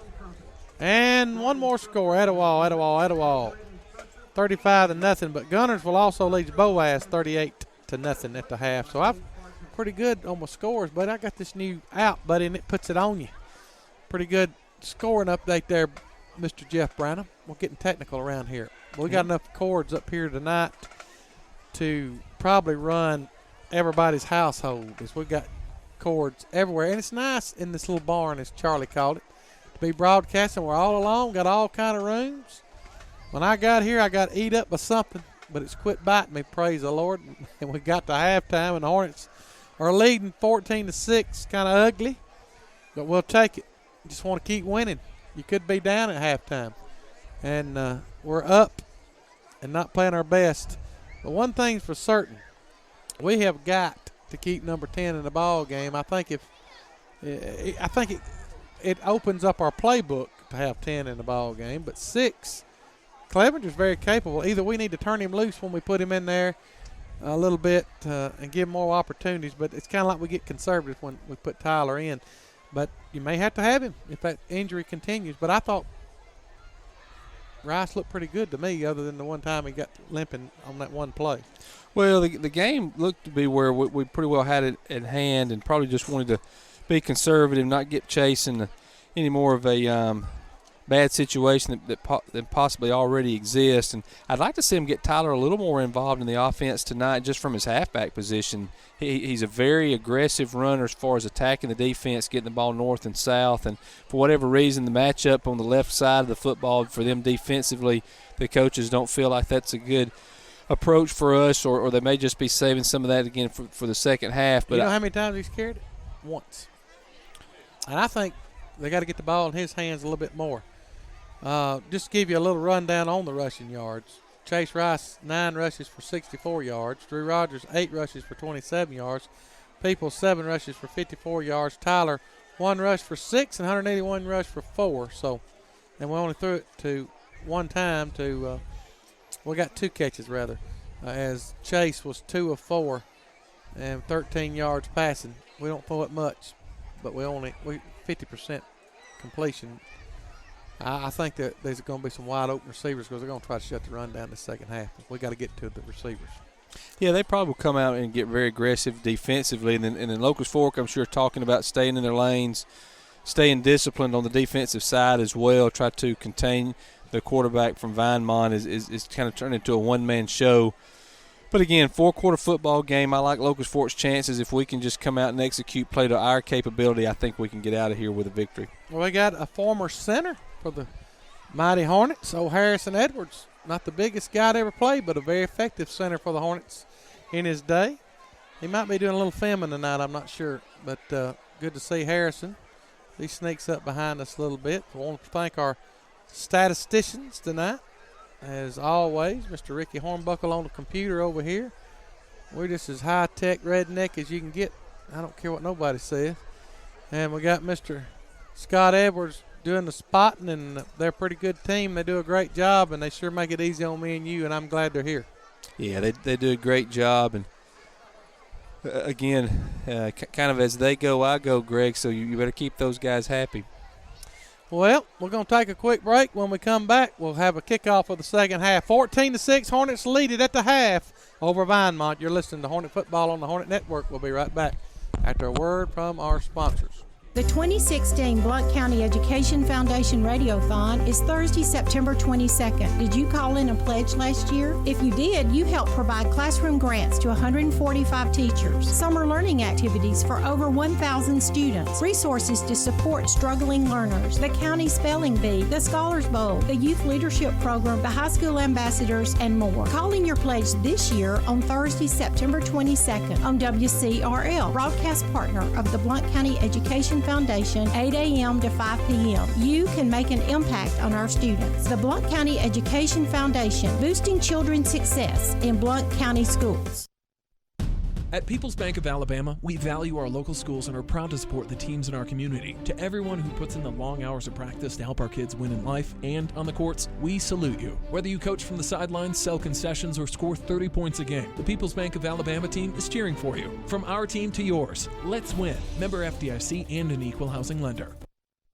Dental care is a major part of personal health care, and Locust Fork Family Dentistry provides a friendly, professional dental care for family members of all ages. Here is what some of the patients are saying. Dr. Osborne is not only a fantastic dentist, but a wonderful person as well. My family and I highly recommend Dr. Osborne. Locust Fork Family Dentistry open Mondays 8 to 6 and Tuesday through Thursday 8 to 5. Call 681-3050 for an appointment. Most insurance is accepted, including all kids. Payment options available, including Care Credit. Locust Fork Family Dentistry on Highway 79 next to Locust Fork Pharmacy. No representation is made that the quality of dental service to be performed is greater than the quality of dental services performed by other dentists. Find your style at Badcock at 2000 Cladis Drive in Aniana and take up to half off. That's half off stunning sofas, beautiful bedroom packages, and name brand mattress sets. Plus, get our stylish 14-piece Emma living room, just $998, and get 24 months interest-free with no credit refused. Badcock makes it easy. Hurry into your local Badcock at 2000 Cladis Drive in Aniana for up to half off. See store for complete details. This is Chris Musso, head coach of the Locust Fork Hornets, and you're listening to the Hornet Radio Network. Welcome back to halftime show between the Locust Fork Hornets and the Vinemont Eagles as we come to you live from the Badcock Furniture broadcast booth, and that's a mouthful right there. And the Hornets lead it 14-6, and they played pretty good for 3 minutes. I mean, for two quarters and all, but about a minute and a half of the last quarter. We just didn't quite. I don't know. I think we played a little bit too much prevent and allowed them to get in some wide open areas, and then we couldn't tackle the quarterback, and he's a pretty good player. Vinemont's going to win some games because they've got I think one of the better quarterbacks I've seen. Well, he does a great job of making things happen when there's not anything there. And a lot of it, again, I think for Locust Fork just to stay disciplined in the rush lanes and not allow him to sneak out the backside or give him too big of an area with the rush getting too far upfield on the backside and able to slip out the back door, so to speak. And just kind of fundamentally play defense and team defense. And I do agree with you. I think that from a running game, we try to stop the run. We're putting the corners on an island, really just one safety. Daniel Goss kind of just in a prevent mode, running lane a lot up in those alleys, trying to stop the running game. And just be an interesting approach to the second half, both teams. And, again, whose desire to impose their form of play on the other probably will determine the outcome. But like I say, I really like Locust Fork's chances to wear them down up front. Offensive line, defensive line, I think we have a huge advantage. And again, if we can just take care of the football over 4 quarters, I just don't think they can match up with us. Well, one of the things that's tough when you do what we do, you handle the ball, it takes you – we're not a quick strike offense. They are. It takes you forever to score, and if you don't score and you give them the ball back, you don't want to get in a scoring shootout with many people unless you, like you was the other night, where we was doing a pretty good job keeping pace with Pisgah. We're about ready to start the second half. It's took forever to get everybody out here. But I will say this, it's good to see Mr. Cole Weingard out there running around with a knee brace on. He looks a lot more spry than he has. He might be back by next week. If he's back, that'll give the Hornets another little bit of depth. Chase Rice looks like he's fine. I do hate to see Dustin Hicks down there, as he is one heck of a football player that's lost his season due to an injury. That's unfortunate for him. He's such a great kid and just a quality individual and a quality. He'd worked so hard, and he's physically transformed himself through working out, and you just hate to see a kid lose his senior year. And I'm going to tell you something. He would have been a difference in this ball game because he's so strong and so quick up front.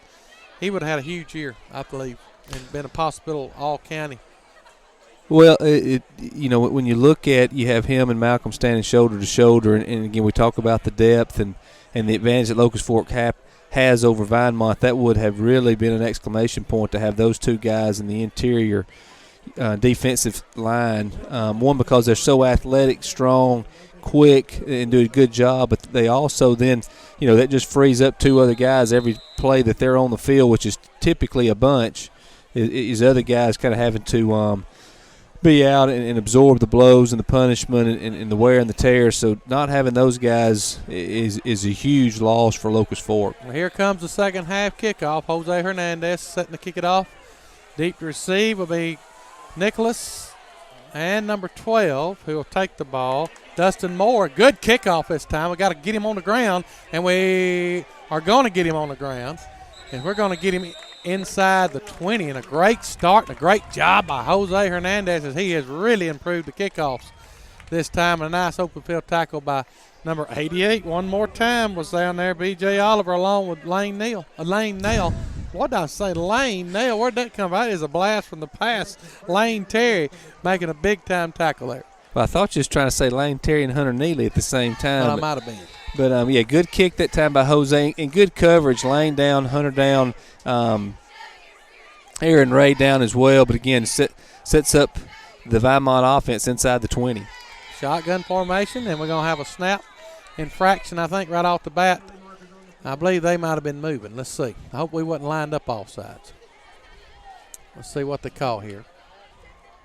It is offsides against them. I think 84 might have lined up. It looks like they were kind of looking at him, Nathaniel England, who has been very effective as he has got a whole lot of passing yardage tonight as they've thrown for 121 yards.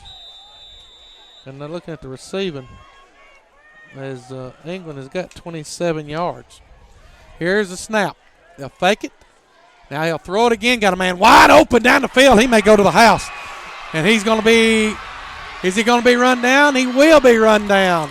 And a great play to start the second half for Vinemont as they complete it to Kobe Nichols. And, man, he was wide open. If we hadn't had some speed to run him down, he'd have walked in the end zone.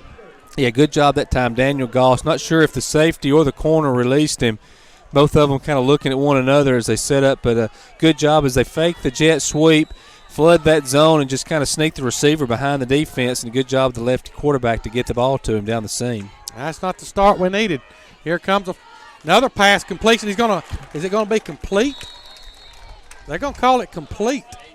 They're going to call it complete. There's no way that he had that ball. They're going to call it complete.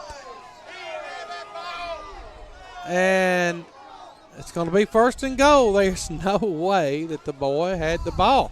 I hate to talk about a bunch of officials, but, I mean, he never had a possession of it. It went out of bounds. No, great job that time by Aaron Ray. I can't imagine what they saw to think that was a completed pass. Well, nonetheless, it's a first and goal to go, and another Charlie B's 1st and 10.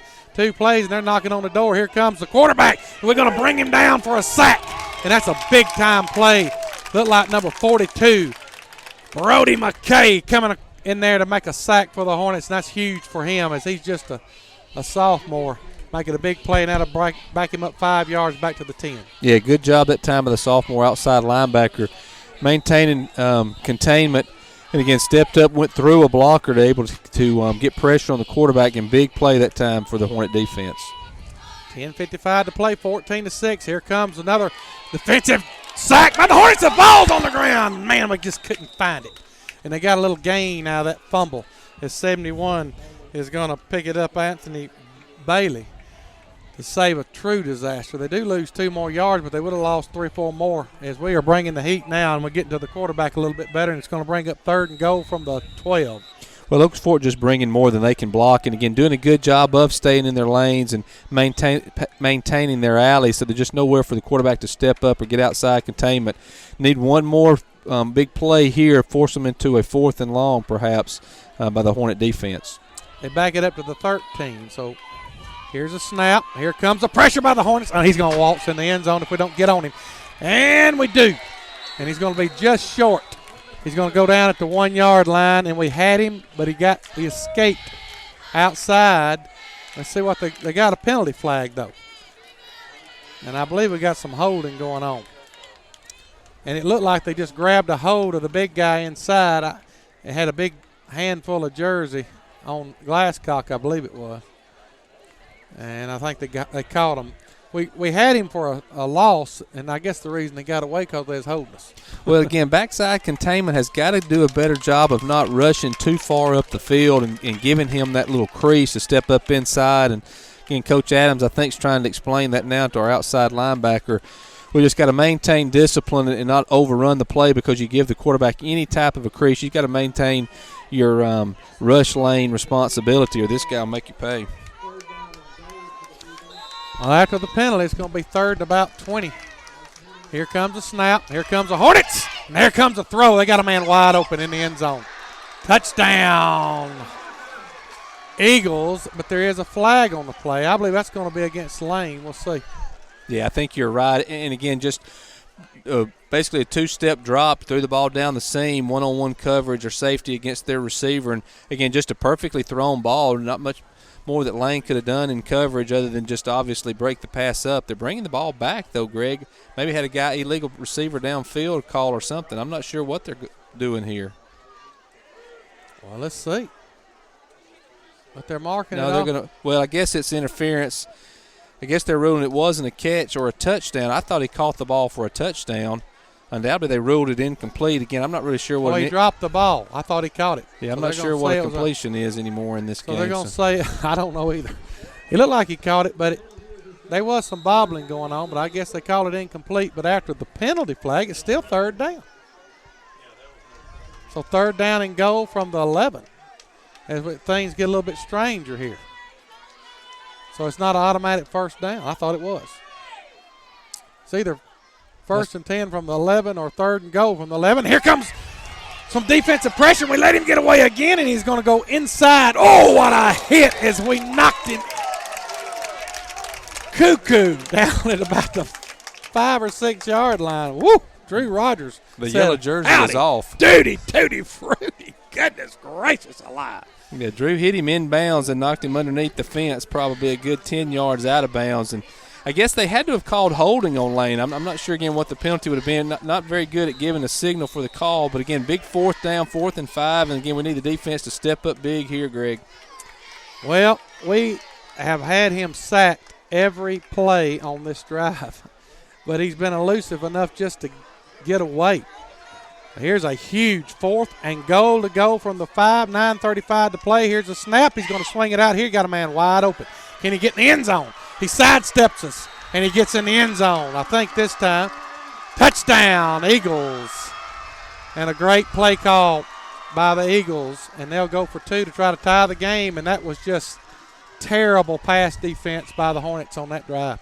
Well, they just ran a little swing pass again. It's been very successful for them, and again, 4th and 5, and had to spread out to the wide side of the field, able to get the completion, and again, just defense not able to get over there before he's able to get across the goal line. 21-14 on over White Plains as they score right there. And the Hornets in a battle as they'll have the 2-point conversion now. Do we have a penalty flag? I think they're trying to determine where they want to spot the football for the 2-point conversion. They're trying to put, I don't know if they're putting time on the clock or what they're doing. Well, we had a golden opportunity to hold them there. But I'm going to tell you something. Mr. 3, Garrett Boland, is very accurate and very elusive, and he has given our defense fits. We got to learn to stay in our lanes and tackle. Here comes the 2-point conversion. He's going to cut it up inside, and he's going to get the 2-point conversion. And we are all tied up. We got a ball game. It was 14-0. Locust Fork driving to make it 21, and all of a sudden, with a minute to go in the half, they give up a touchdown, and they give up an opening drive in the second half, and all momentum is on the side of the red and white in the Eagle uniform. Well, they went 2 for 1 again, able to score at the very end of the first half, able to come out in the opening drive of the second half, and now imperative for the Locust Fork offense to do what they do, and that's answer kind of a hopefully methodical drive, give the defense a little bit of time to rest, defensive coach a little bit of time to take a look at what they're doing offensively, try to come up with a little bit of a different schematic to try to stop this, although, again, it's basically just kind of sandlot football with quarterback from Vinemont making plays with his arms and his feet. Let me run this scoring drive down. The Stevens Diner scoring recap. It's a 6-play, 80-yard drive, capped off with a 5-yard touchdown pass to Seth Campbell. The 2-point conversion was good by Bolin, and we are all tied up with 9:20 to go in the third quarter. And the Hornets, they got to get it rolling here because the Eagles look like they came to play tonight. Setting the kickoff for the Eagles is big number 75, Christian Hayes. Deep to receive for the Hornets is Tyler Clevenger. Here's the kick. They're going to just nub it down the middle, and Hunter is going to get on it at the 35-yard line. And it'll be 1st and 10 for the Hornets at the 35-yard line. 9:18 to play in the third quarter. And the last 3 minutes, the Eagles have scored 2 touchdowns. And one drive was 78 and one was 80, and it was all on the arm of the quarterback. He's going to give a lot of folks some trouble. Now, I don't know if they can stop us consistently. I don't know if we can stop them, though, the way they're throwing the ball. There's nobody over here on one. We need to throw it to him right now. There's nobody over here. Here's the snap, and we're going to keep it. The quarterback's going to keep it. He's got some running room. He's across the 50. He's inside the 50. He's at the 30, the 25, the 20, the 15, the 10. Touchdown, Hornets. But we got a penalty flag on the play. Let's see what they call here. Touchdown, Hornets, and it was a beautiful run of 65 yards by Chase Rice. But we'll see what the call was. The call was some kind of a play about 40 yards behind Chase. I'm not sure what he saw. Somebody tangled up late or what may be happening, but the flag is at the 42 and was thrown when Chase was literally at about the 18-yard line. Well, there's a penalty flag at the 30, and there's a penalty flag at the 40, and there was no need for anybody to do anything because Chase was just blowing by everybody. But we'll see what they call. It looks like Aaron Ray's hurt himself. I don't know what the officials are becoming a big part of this ball game all of a sudden. Oh, they're backing it way up. And now the Hornet fans are mad. We got offsetting penalties, look like. You had a penalty against the Hornets for holding, I think. And I think what's going to happen is a penalty way down the field was going to be an unsportsmanlike conduct against Vinemont. The penalty on that end was going to be holding. Those are what offset.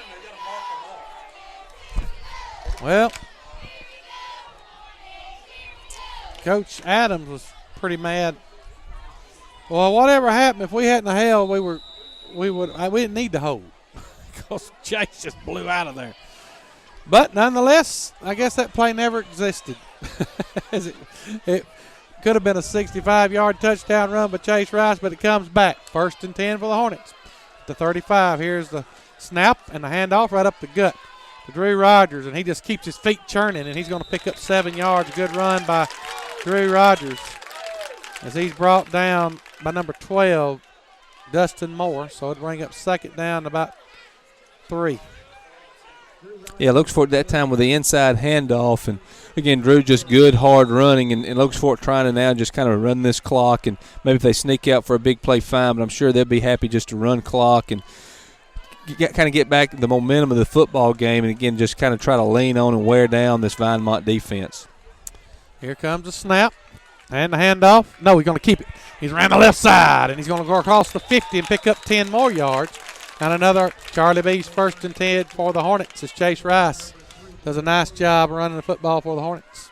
Yeah, it's second phase of the option. And, again, the third phase, Tyler Clevenger is wide open for a pitch if Chase is able to get it out to him. I think Chase is trying to just take things in his own hand and very aggressively attacking the Vinemont defense. Greg, they're really not even taking a look at our outside receivers. Kind of really got inside coverage, no leverage to really even within about 4 yards to their inside shoulder. And so look again, maybe that sit-down route to Daniel Goss and him able to spin out of a tackle and take a big play here.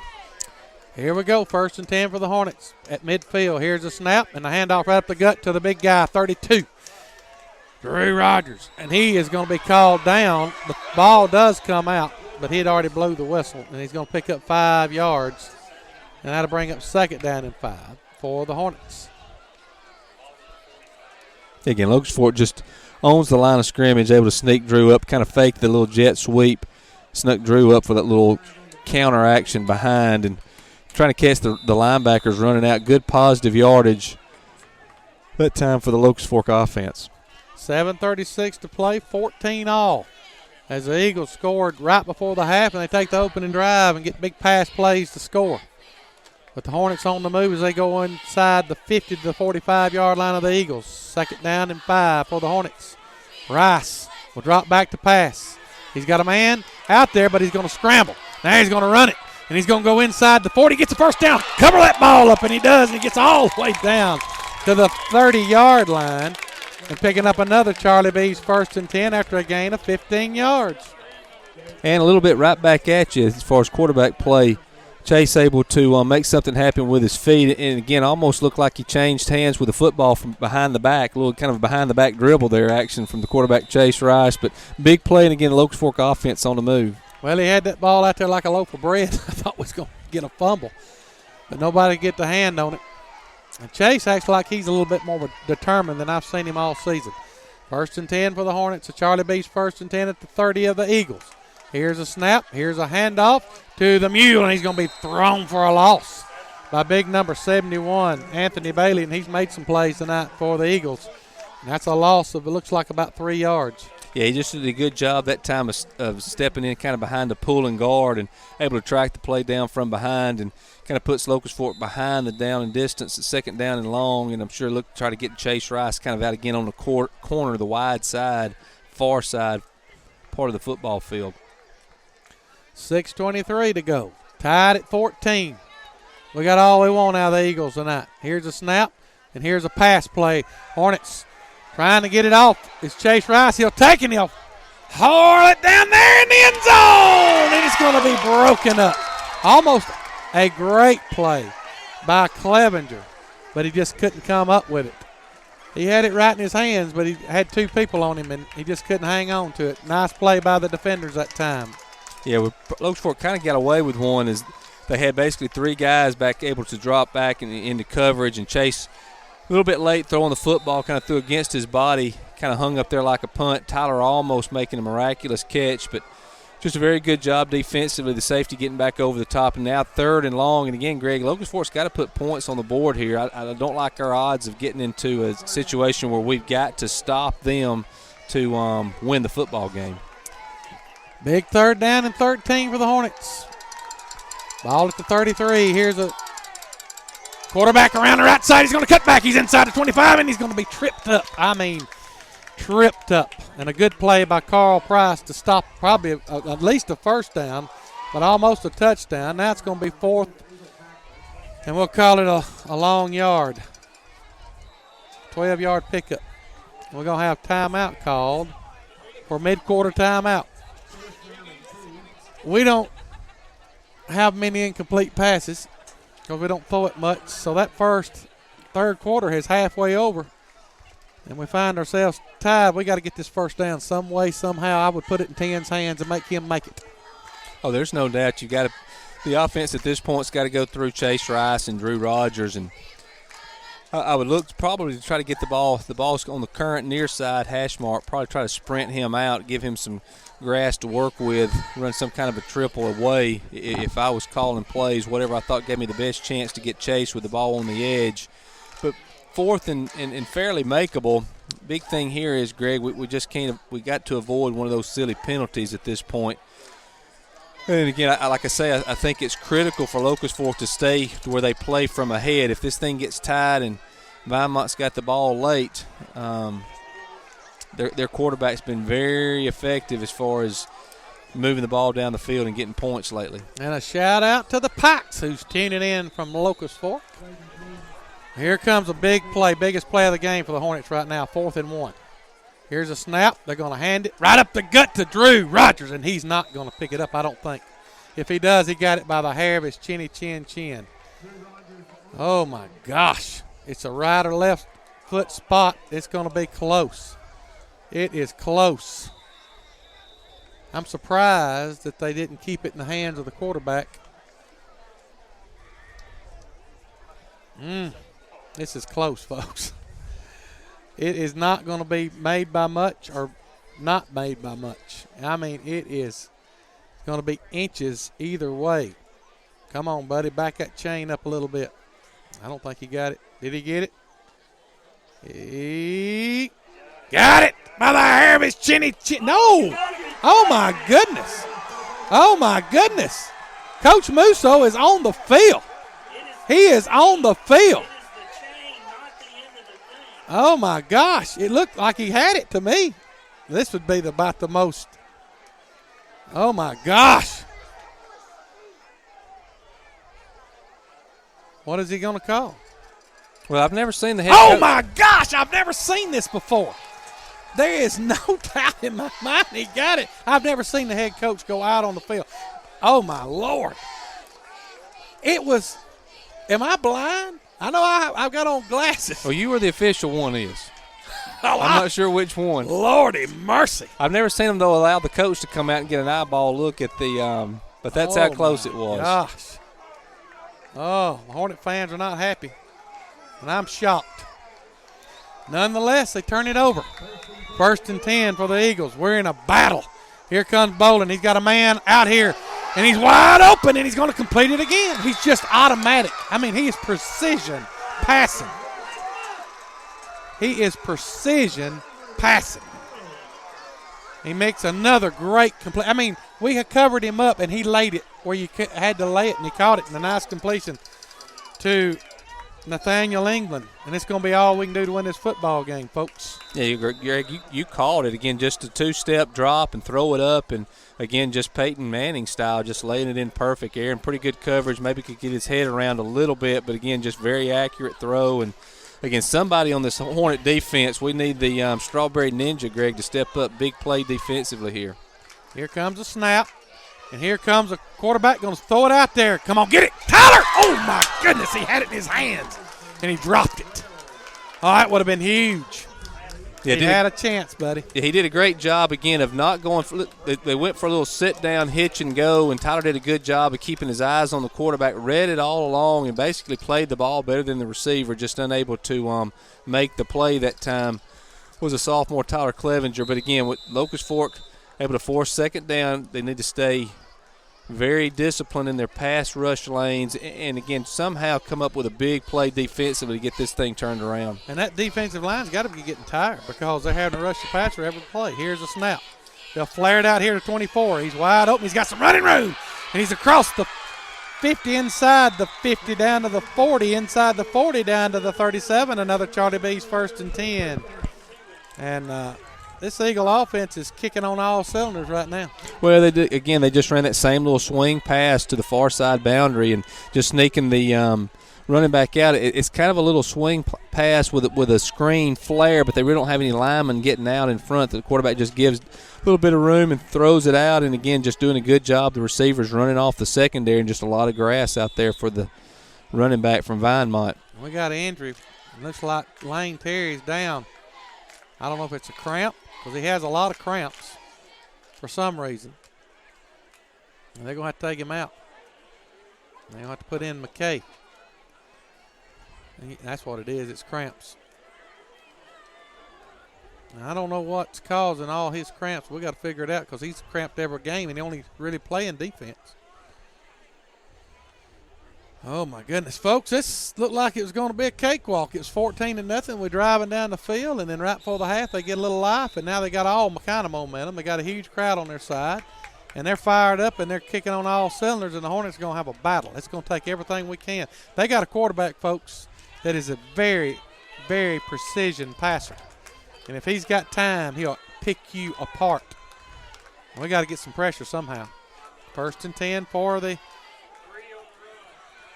Eagles. And he's going to take it himself, and he's going to pick up good yardage. He's just going to keep rumbling down inside the 30, down about the 29.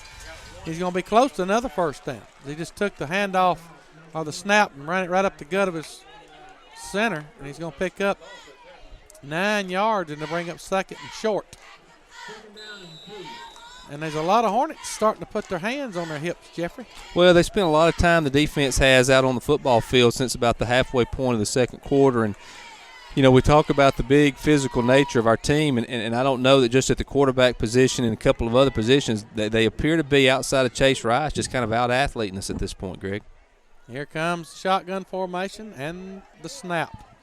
And they're going to drop back. Fired, intercepted, big time Drew. Here he comes on the run back. And he's going to be brought down, but that was a heck of a play by the man that can find the football, Drew Rogers. Huge interception.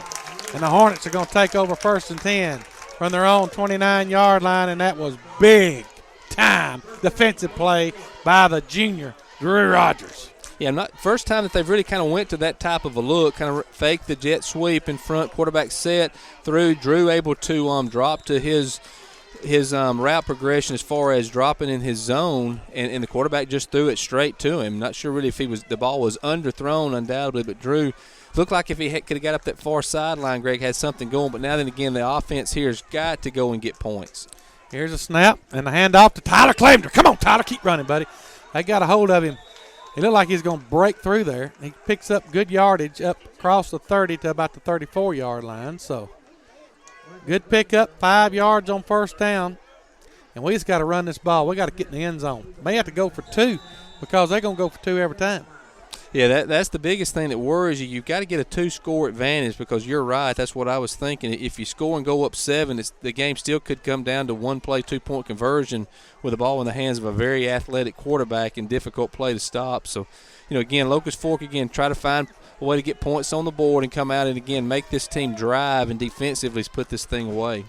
Here's a snap, the handoff to the Mule, and they just throw him for a loss. 71 again. He's blowing up that line in there. 71's a big old boy, too, Anthony Bailey, and he throws him for a loss, about 2 or 3 yards.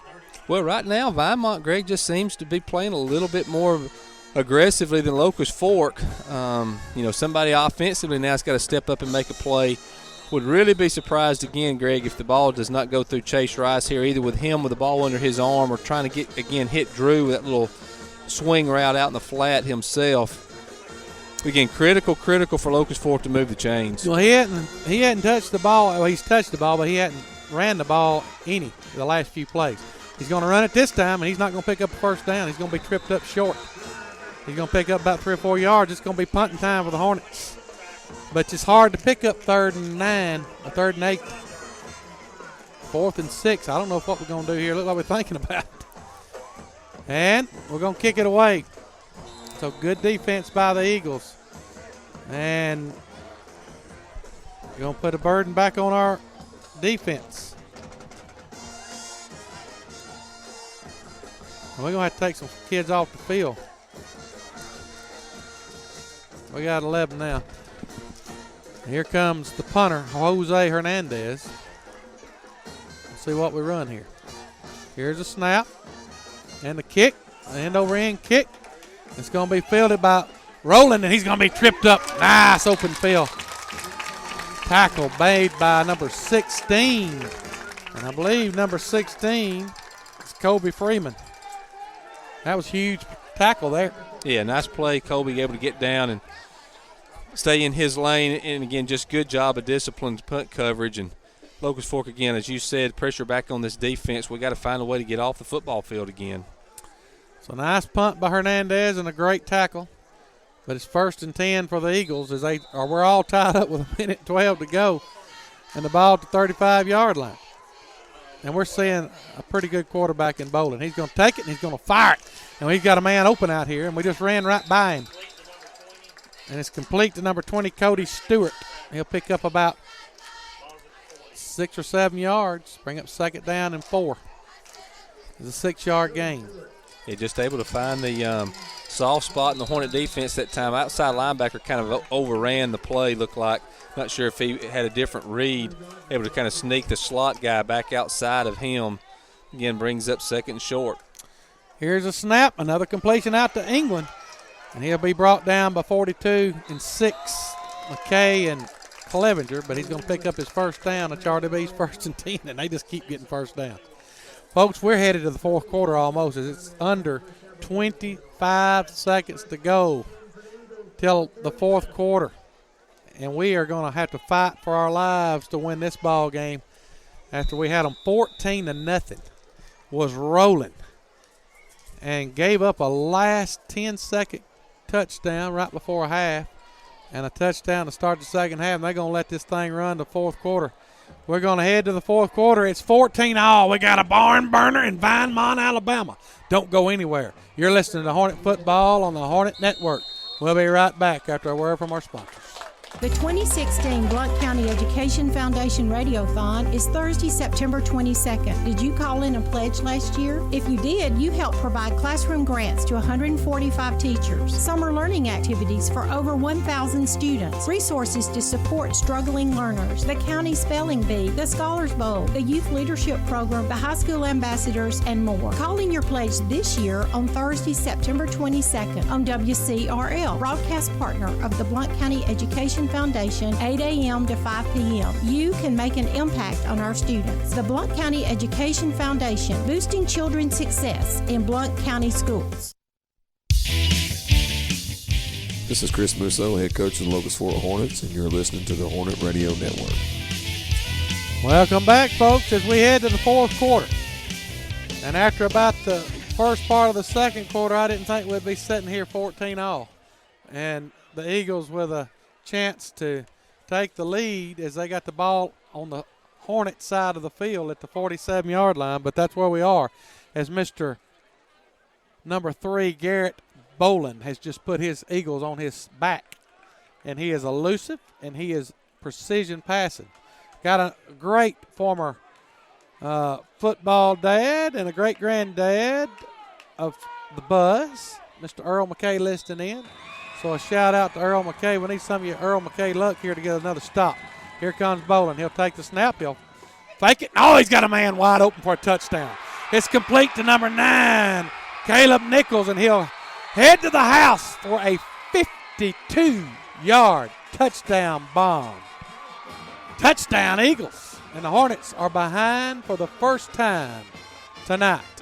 20 unanswered points by the Eagles, and that was a great call by the staff of the Vinemont Eagles. Well, just like that, they fake a little inside screen, and the guy coming in not sure again where the corner safety responsibility, but he gave an inside block look and just released down the sideline, just wide open, and good execution. And again, critical here, Greg, they've got to go for 2. So at this point, if we can stop them, kind of odds go back in our favor if we can score, but big play here. I'm impressed with this bunch offensively. They're going to try to throw it. Come on, gosh, we had him, and he got away again. Now he's looking. Now he'll fire it, and it's no good. Hallelujah. The 2-point conversion's no good. How do you not tackle him? I don't know. He is like Johnny Manziel. That's what he reminds me of, is he's so elusive. It's 20-14. We've got a little hope because they missed the 2-point conversion. But we got to put the ball in 10's hands, and we got to get this thing going. We scored a touchdown to start the second half on our first possession, but it got called back by a penalty flag. 65-yard touchdown run by Rice. It looked like we had the first down, and they don't give it to us, and we'd had a first down at about the 24-yard line. So a lot of crazy things going on here. But I'm not taking anything away from these Eagles. They've earned the right to be where they are because they're making plays, and we're not, and we got to find a way. Maybe we can make one in the kicking game as Tyler Clevenger's back for the Hornets. Setting the kickoff, I would imagine. A squibber will be 75, Christian Hayes, and we got to get on it because it's hard to pick this thing up the way he kicks it. Here's the kick, and it is going to be taken by Aaron Ray. Come on, Aaron, run it, boy, run it. He's up across the 40, across the 45, and tripped up right there. So good field position by the Hornets to start this drive as he's tripped up by number 35, Cameron Carter. My wife's checking in, saying we got to get it going, Hornets. And I don't know about you, but I'm getting kind of nervous. But we got plenty of time, 11 minutes, 39 seconds to go. This is where you find out if you got a little heart.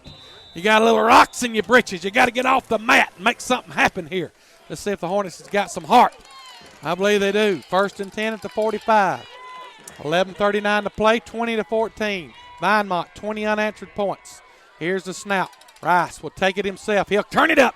Run it, Chase. He's inside the 50, inside the 45, and he's close to a first down. And he'll have his first down at the 44-yard line. And a good run by the quarterback, Chase Rice. Yeah, just triple option look to the far side boundary, and Chase able to get up. And, again, just kind of safety coming over the top and able to bring Chase down kind of from behind. And that's the play I like, kind of to the wide side of the field, give Chase some room to run and put him in one-on-one, and even, 2-on-1 is not a terrible situation to be in with Chase Rice at quarterback. And we've just got to keep it in his hands, Greg, and whatever we can do to get him the ball in space.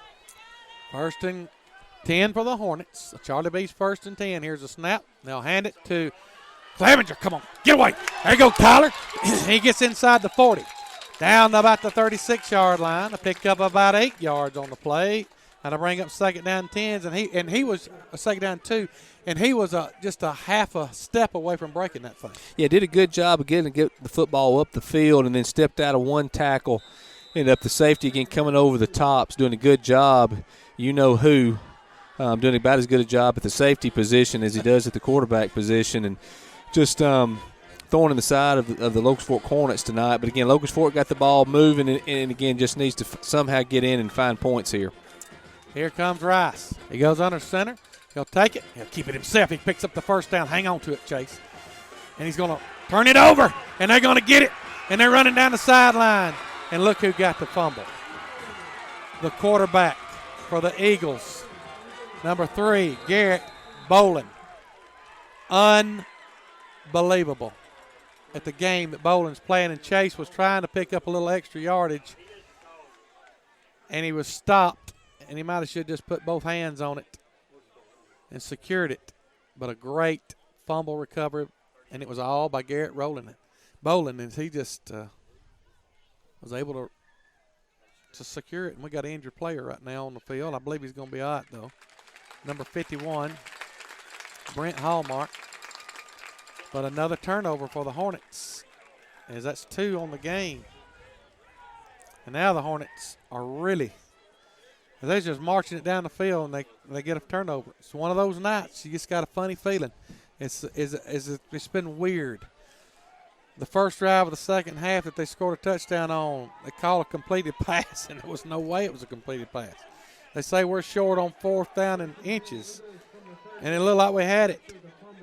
And now you got a fumble recovery by number 3. And I'm telling you, folks, if you have a player of the game right now, it's going to go to Garrett Bolin for the Eagles, because he's just played lights out. He's got 313 passing yards. And he may have 400 before it's over if we don't stop him, as he is just on the money. Here comes shotgun formation. We got to get some pressure on him. Here's a snap. He's going to take it himself, and he's going to be brought down after a short gain. But it ain't too short. He's going to get into about 4 yards. It looked like we put Chase back in on defense, and I think he might have made the play. Yeah, I think first time tonight Chase has actually played defense for Locust Fork. And, again, a little bit different approach to offense now, as I'm sure Vinemont will want to run clock and try to, again, not do something to turn the ball over. So just the whole game changes a little bit when you got the lead,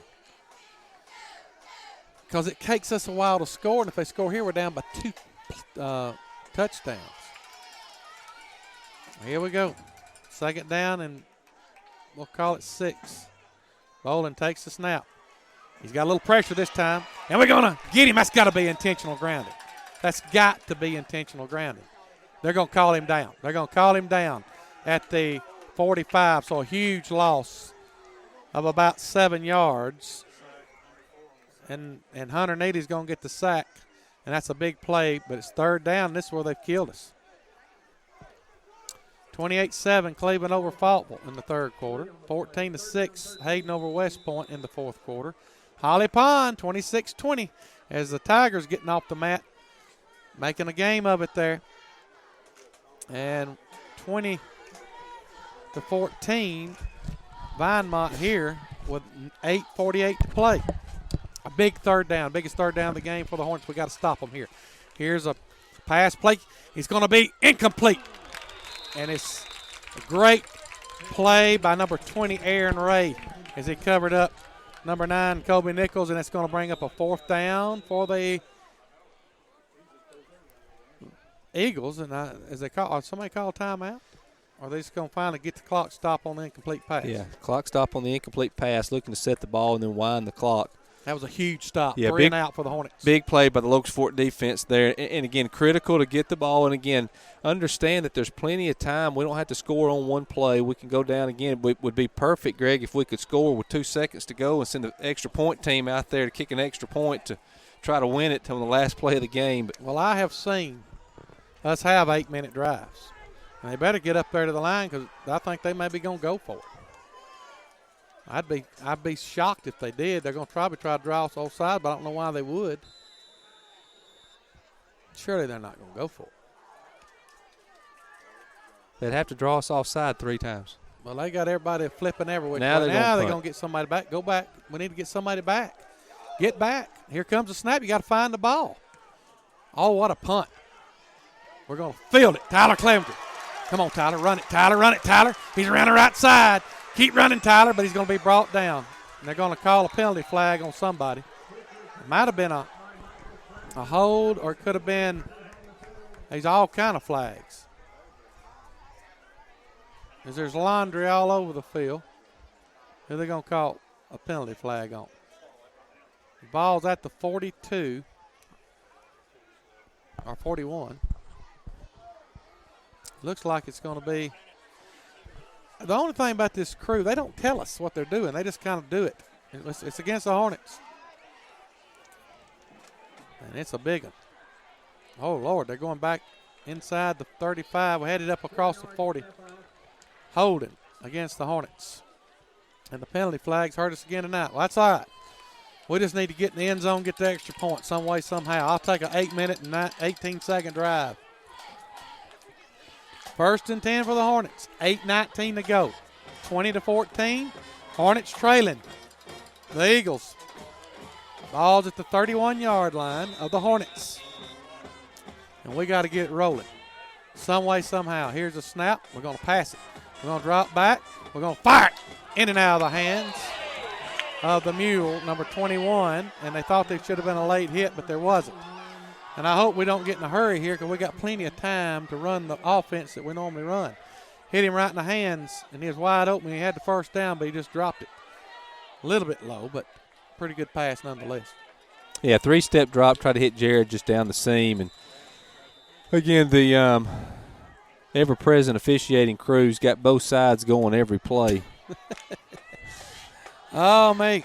There'll be a cussing going on probably after this ball game by one of these sidelines of the parents because both teams are a little upset. Let's see what happens. Here comes the snap from Chase. He'll take it and keep it himself. Come on, Chase. Turn it on, son. He's across the 40, across the 45, and he's going to slide down right at the 50. Wow. I thought he was going to break that thing. He's going to get big-time yardage as he's going to pick up about 19 yards and get the 1st and 10. Charlie B's 1st and 10, the big-time run, the big-time first down I'm putting in his hands. I'm telling you, let him run the football. Yeah, and again, we love Chase. Chase does a great job. If he has any type of a downside, sometimes he tries to make things happen way too much. Looked like he was getting ready to go 1-on-3 as he could have got out kind of on down the sideline, maybe run out of bounds. Looked like he was getting ready to challenge 3 Vinemont defenders back and forth, but his feet kind of went out from under him. We're going to throw it here. We load up. We got a man wide open. Get under it. We do. It's complete to the senior. Touchdown, Hornets. Howdy doody. Tutti frutti. Touchdown. Daniel Goss, senior to senior. And we got a tie ball game. That's what I'm talking about. A bomb. A 50-yard bomb. Lightning is struck here at Eagle Stadium, and the Hornets have tied it up with 7 minutes and 37 seconds to go. Hallelujah. The Hornets can take the lead with an extra point. We've been bragging on that extra point. We got to make it here. As Jose Hernandez, come on, big guy. We need a big-time extra point here. 7:37 to go. Tied at 20. Here's the snap. It's high. The kick is up. Get over the bar. It does. It's good, and the Hornets take the lead, 21-20. And I can breathe a little bit, but you got to be careful because you got Johnny Manziel bowling, the quarterback for the Eagles, fixing to get the ball. They ain't nothing easy this year. Everything's hard for the Hornets. Yeah, but they got a little heart. Yeah, reset the play from before, just kind of a 2-step, 3-step drop. Chase Rice and Daniel Goss, wide side, far side. Again, it was the old-fashioned first guy out to practice. Daniel way behind the defense. Chase just threw it up, led him perfect. Good throw, good catch. And, again, Daniel runs out of a tackle at the very end to get the ball in the end zone. And Jose. Hallelujah, Jose. We got the extra point in, Greg. 1-point lead. And, again, now then kicking off. We've done a great job kicking off and covering. We've just got to go in and get a stop against Scooby. Again, don't get Manziel'd here late in the day and just play good team defense and shut this thing and get out of here as fast as we can with a victory. Well, I wouldn't kick it to the right side. They got him planted over there. Boland's back. I'd kick it over here to the left side to Kobe Nichols. Somebody needs to change this kickoff, I believe. Oh, goodness. I'm telling you don't want Boland running around out there. But it looks like we lined up to kick it to him. Maybe we're going to kick it to 20. Stewart. Here's a kick. And it's a good kick, and it's right to 3. He gets it at the 20. Somebody put him on the ground. He's got running room. Hit him. And we do. But he's got pretty good return as he gets up to about the 39-yard line. And it'll be 1st and 10 for the Eagles at the 39. 7:27 to play. 21-20. Hornets hanging on for dear life. First region game of the year.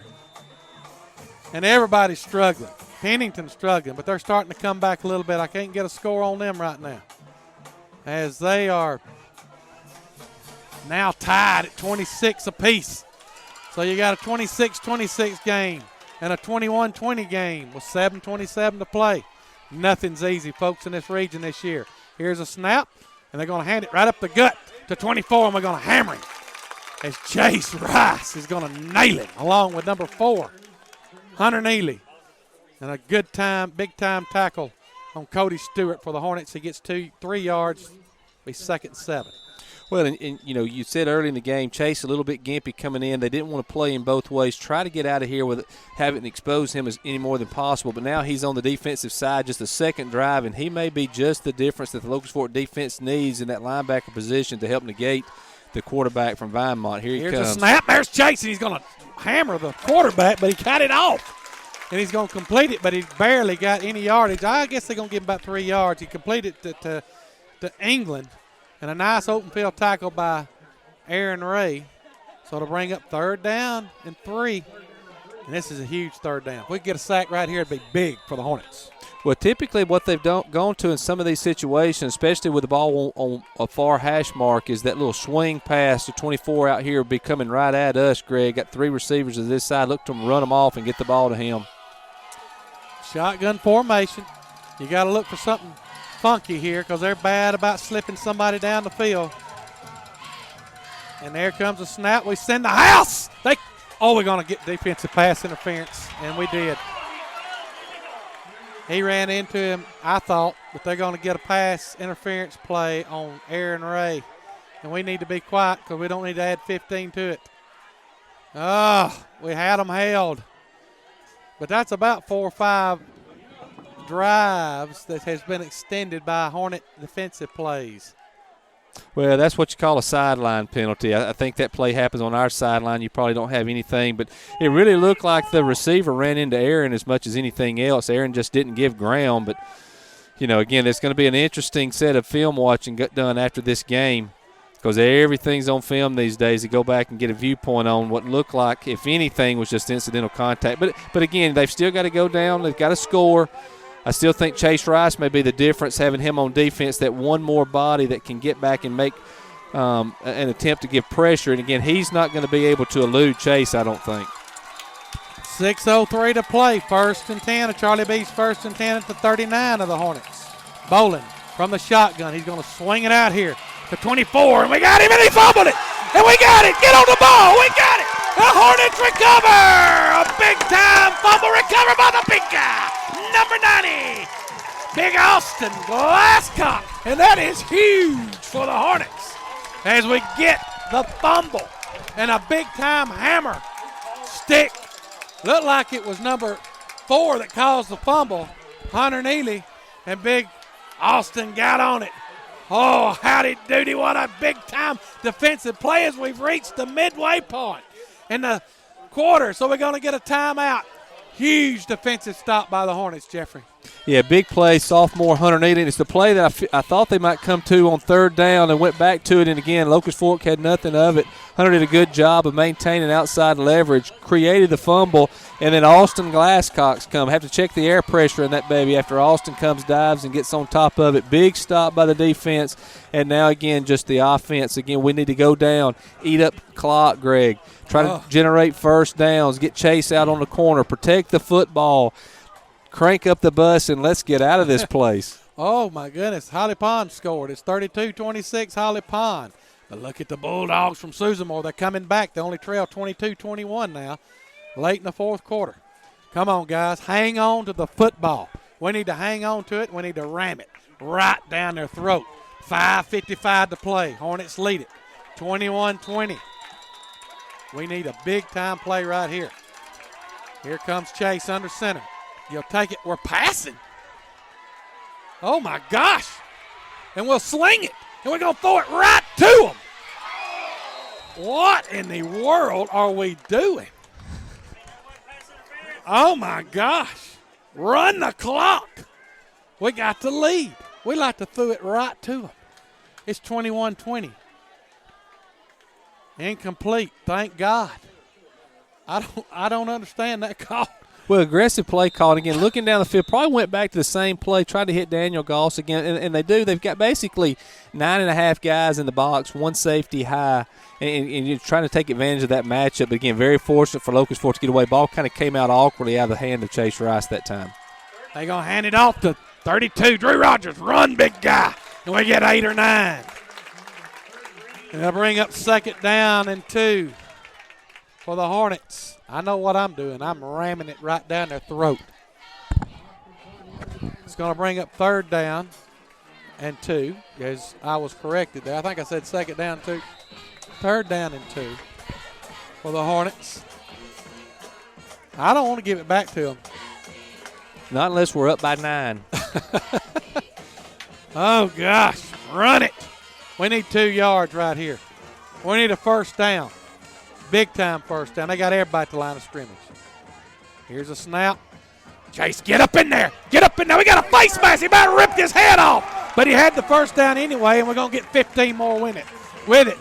So a 1st and 10 for the Hornets. He had the 1st down. He might have had a touchdown if he didn't tackle him by the face mask. If he don't grab his headgear, about rip it off his face, he might have scored a touchdown. If they don't give it, if that's not I'll tell you right now, I'm not a violent person.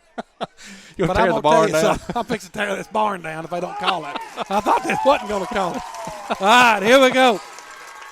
1st and 10 for the Hornets. Ball at the 35 of the Eagles. Hang on to the ball, Hornets. 4:51 to play. We got to get it in the end zone, and we got to get the extra point. Hornet fans starting to get excited. Going with the beef. We're going with the big guys. We're putting the big 2 tight end in. The big Austin Glasscock. We got him in the ball game. We're going to line up and ram it now. There ain't going to be no more throwing now. Could turn into a rugby squam. 4:49 and counting. Run clock. 21-20. We lead it by 1. Ball at the 35. We just need to methodically get in the end zone somehow and get an extra point. Here's a snap. We're going to keep it ourselves, and we're just going to don't do nothing, Chase. Don't do nothing, Chase. And we're going to get a penalty flag because both of them, I'm telling you, he was provoked. and it really has got to be on both of them, but we got to keep her cool there. They took his leg and just twisted it. It was obvious. If they call it on Chase, they got to call it on both of them because he was provoked. Dead ball, unsportsmanlike conduct against both teams, and that's probably the right way to do it. And if Chase had kept his cool, he might have got 15, but I'm telling you. Chase just needs to get a number. We'll talk about that after the game's over. Well, that's as mad as I've ever seen Chase. He might rip somebody. You get a guy in a knee brace. He just got his head pulled off. His helmet about pulled off. And then he got his knee twisted. I think we're going to let the clock run and maybe call timeout, just let Chase kind of collect himself. Looks like what's going to happen, Greg. And, again, credit the Locust Fork team here. Had momentum clearly on Vinemont's side. Locust Fork able to come back and take momentum. And, again, I think Coach Musso doing something very, very smart here. Just kind of let the clock run out, let the play clock run down, took timeout, let Chase collect himself, let the Hornets collect themselves, and let us collect ourselves. Again, still just a 1-point lead, Greg. This thing's still in jeopardy. Susan Moore's down 22-21 with 8 minutes left in that ball game. It's 21-20 Hornets leading. We ain't going anywhere. I've got all my spots in, so they'll be getting extra. Looking at the scoreboard, as everybody's thinking about the scoreboard, as Cleveland leads 28-7. They won it 28-7. Wadley won it 45-7. Hayden won it 14-6. That game was closer than I thought it would be. Holly Pond is hanging on to by the hair of their chinny chin 32-26 in the fourth quarter. We're hanging on by the hair of our chinny chin 21-20. Aniana hanging on 21-14 in the fourth quarter. Addison just blows out the Mustangs 60-13. And that's your county scores. And everybody's either you're getting blowed out tonight or you're hanging on for dear life. Hornets got a second down, and we'll call it 9 at the 34-yard line. We got to get something good here.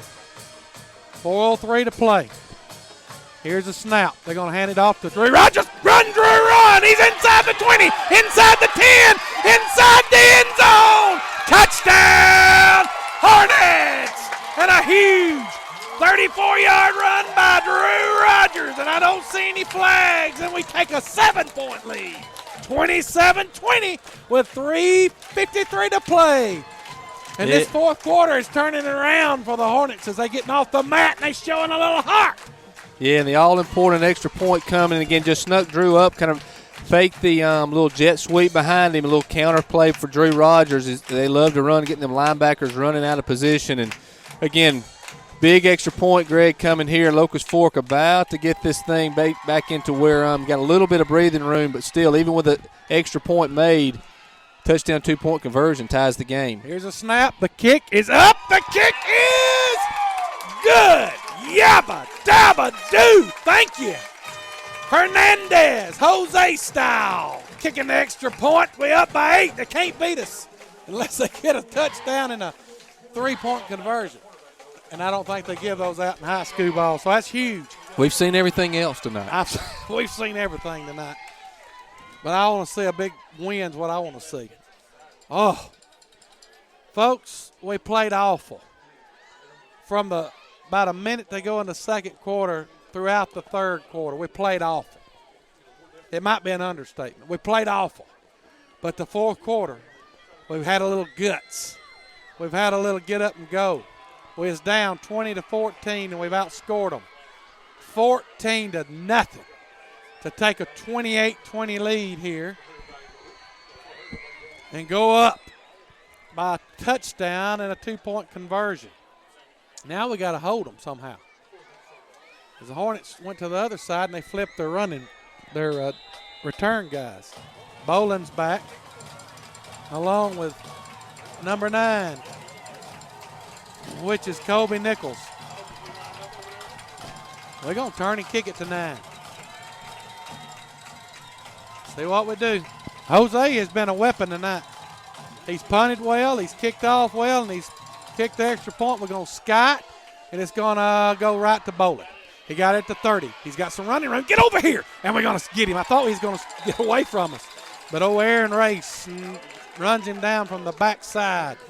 But they got a 1st and 10 at the 41-yard line. We just want to stop them any way we can. 3:52 to go. 28-20. You can breathe a little bit, but not for long. We need the clock to run, and we need a turnover. And we need a stop any way we can get it. What a ball game, folks. It looked like we was going to blow them out of here.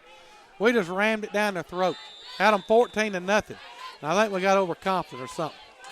Here we go. I've been impressed with Bolin. He gets the snap. He rolls to his left. Now he's going to run a little bit, and he's going to fire across his body. Complete. Once again, the number 12, Dustin Moore. And you got to bring the heat to him. You can't let him have time. I'm telling you, this cat can throw it, and he's elusive. Another Charlie B's 1st and 10. We got to stop him, Jeffrey. Well, he rolled out to kind of to his strong side, rolled to his left, threw back across his body again, caught a guy get kind of in a little void of the defense about the hash mark down through the seam, and just a good pitch and catch. Here's a snap. We got a little pressure. He'll throw it high. Incomplete. I thought we was going to intercept it. We hammered him that time. And you know who hammered him? Number 10, Chase Rice. I'm going to tell you something. Chase Rice played a heck of a ball game. Well, you never are, again, kind of like we said earlier with Hunter Neely, you're not going to question the effort and the guts of Chase Rice. And I think that you said it best when you said we got to bring pressure. I think you sell out, you make him throw the ball early and often, and don't give him time to create space with his feet or allow those receivers to run through our secondary. We got freshman Charlie Cater in. Looks like Lane Terry's on the sideline. Not sure what his situation is, but a little bit of youth in the secondary. Try to get pressure and get the ball out of his hand as quick as possible. And we're going to get a penalty flag. I think they were moving. If I'd have told you we'd have held in the 41 yards rushing with 3:23 to go in the game, I thought we'd have probably felt good. But if I'd told you we'd going to give up 336 yards passing, I would have felt terrible. And that's what we've done. The penalty flag's against them. Illegal procedure. And just keep backing them up. Back them up 5 and bring front side pressure again. Whatever blitz package we have, or we get Chase Rice off the edge, is what I'd be looking to do. And again, wouldn't hurt to send Drew along with him. Just try to not give up anything deep, and then play underneath coverage with the secondary. Here we go. 2nd and 15. 3:23 to play. Hornets lead at 28-20. We're bringing the heat. And we run right by him, but we don't run by him too much. As big Sheldon Boyd is going to bring him down for a big loss. A loss of at least 12. Huge, huge loss. Back to the 48-yard line.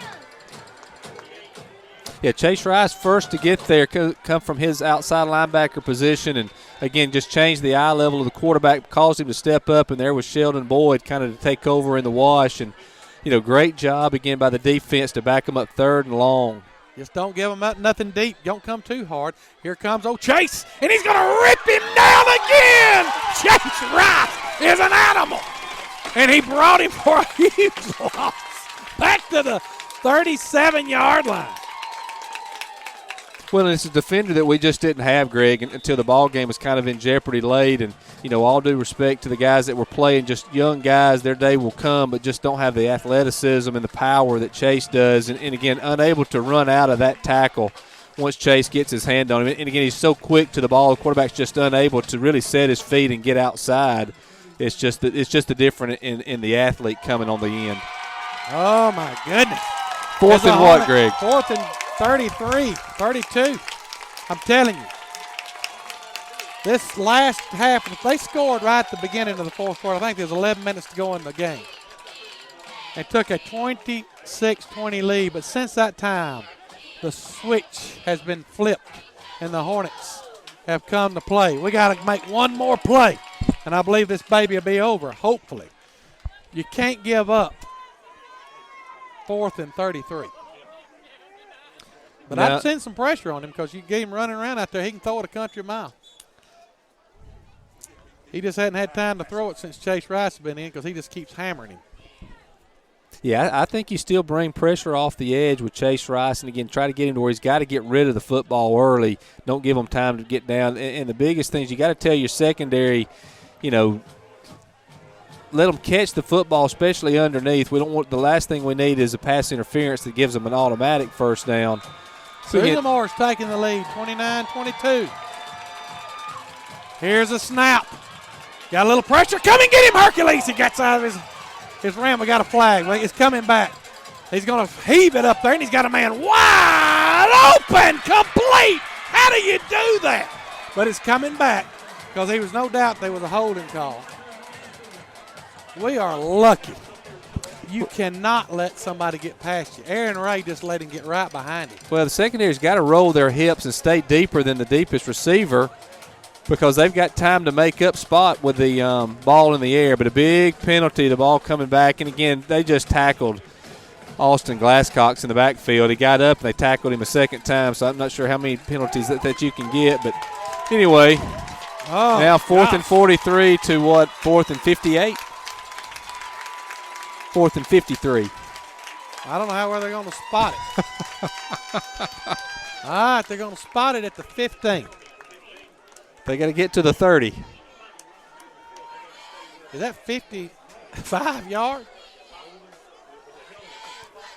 That's 55. 55 yards. I don't know if I've ever seen a 4th and 55. I'm sure they've got to play for 4th I'm going to tell you and 55. something. If anybody lets somebody get behind them, it's just ignorance. You can't do that. 4th and 55. Here comes Bolin as he'll throw it down there, and it's going to be intercepted by Aaron Ray, and the Hornets are going to take it over. He should have just knocked it down and would have had the ball to 15. But I guess he's going to some stats. Well, we'll take it. Well, they're going back down here. Maybe he didn't catch it. Maybe he did just knock it down. Anyway, he might have been out of bounds. Yeah, 2 minutes and 3 seconds to go. 28-20.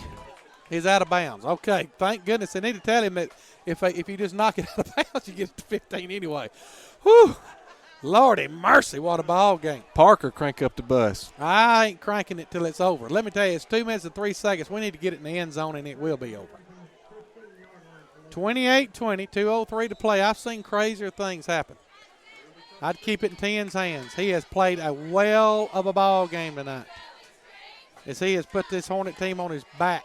He come off the bench in the fourth quarter to play a little defense, and he had made about 50 tackles, it seemed like. We're going to hand it up the middle to number 32, and he ain't going nowhere. The run clock. And they're going to call timeout.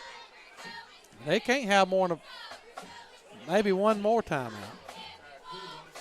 We'll keep it here, 28-20. Boy, the Bulldogs got off the mat over at Susamore. They're up 22-20. They were down like 14-0 at halftime. They scored 29 points, and then they were down 22-21. Let's see what the Holly Pond game. I wish somebody, if anybody knows the Holly Pond score, give it to us. It's 36-32 Broncos right now. 36-32? Yeah. No, 32-26, excuse me. 32-26. So a 6-point lead. They could win it with a touchdown and extra point. Boy, Aniana won 21-14. Our bookies would have loved us on the Holly Pond Pennington game. Yeah, I thought they'd kill Holly Pond. Let me tell you something. The Pond is not going away silently in the night. This ain't going to be an easy region. It's going to be a knockdown drag-out. After the first quarter and a half, I thought we were going to roll too. Come on. Yeah, they got to be offsides. They got a penalty flag on the play. Let's see, we jumped a little bit too, but that we might have caused them to jump offsides. It's against us. Oh, gosh, we just shoot ourselves right in the foot.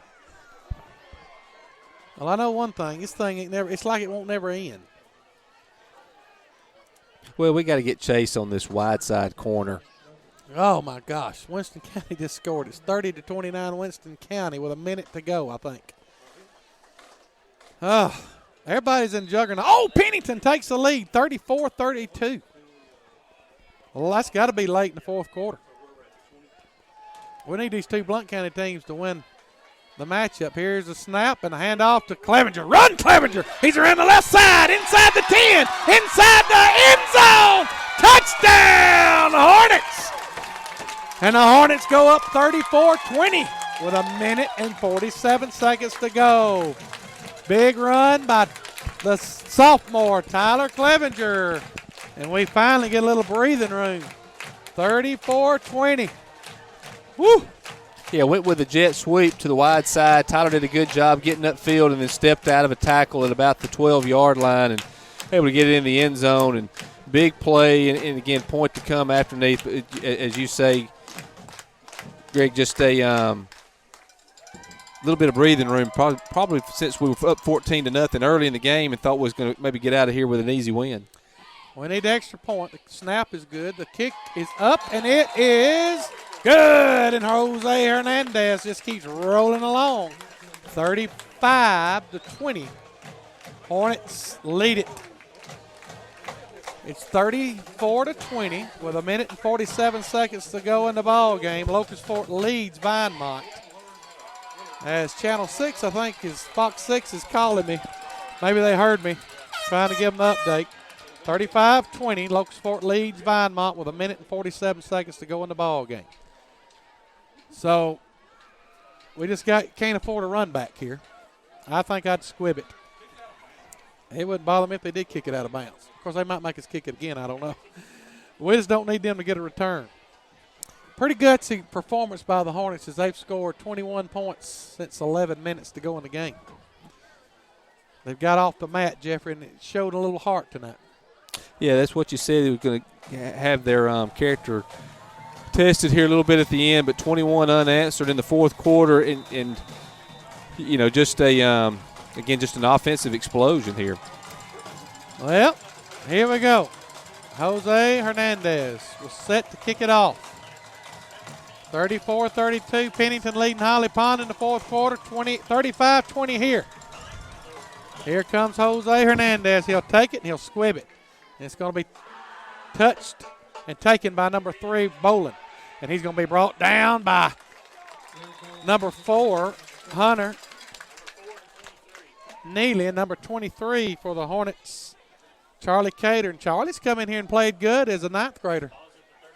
As he's made some tackles and done well on coverage. As Lane Terry has had to set out a lot of this game. So here we go. It's a minute and 41 seconds to go. It's 35-20. The Eagles trail the Hornets. And we got timeout called by who? Well, this guy said timeout Hornets. That guy said timeout Vinemont. So I don't know who it was. So here we go. We got a timeout nonetheless. Let's just keep it right here. So a minute 41 seconds to go, 35-20. Hornets led it 14-0. Looked like it was going to steamroll them. Was going in for a score. And we turned it over. And then, with 10 seconds to go in the half, the Eagles get a touchdown and cut it to 14-6 at halftime. They come out the third quarter. They go 80 yards in about 3 or 4 plays and go and get the 2-point conversion tied up at 14 apiece. Then the Hornets turn it over. And they get the ball back, and they go right down the field and take a 26-20 lead. I think when they scored, it was about 11 minutes and 30 or 40 seconds to go in the game. And it was 26-20, and since that time, the Hornets have been rolling as they've scored 21 unanswered points to take a 35-20 lead with 1 minute and 41 seconds to go. But it ain't over because they got a shotgun man back there, and he's in the shotgun, but he's going down as the Hornets just continue to bring the heat. That time it was number 64 and number 90 leading the way. Juan Jimenez and big Austin Glasscox. And that'll be a loss of 4 rather. Big defense by the Hornets, Jeffrey. Yeah, again, defense is just kind of taken over the last couple of drives. And here's a pass completion out to the tight end, England. He's going to be brought down by Charlie Cater. He'll pick a few yards, but not many. About 5. And that'll make it third down. Call it 8. Ball at the 37-yard line. And they go hurry up. Here's the snap. He'll roll to his left. He'll take, and you got a man down there. You can't let him get behind you. And we do, but he can't catch it.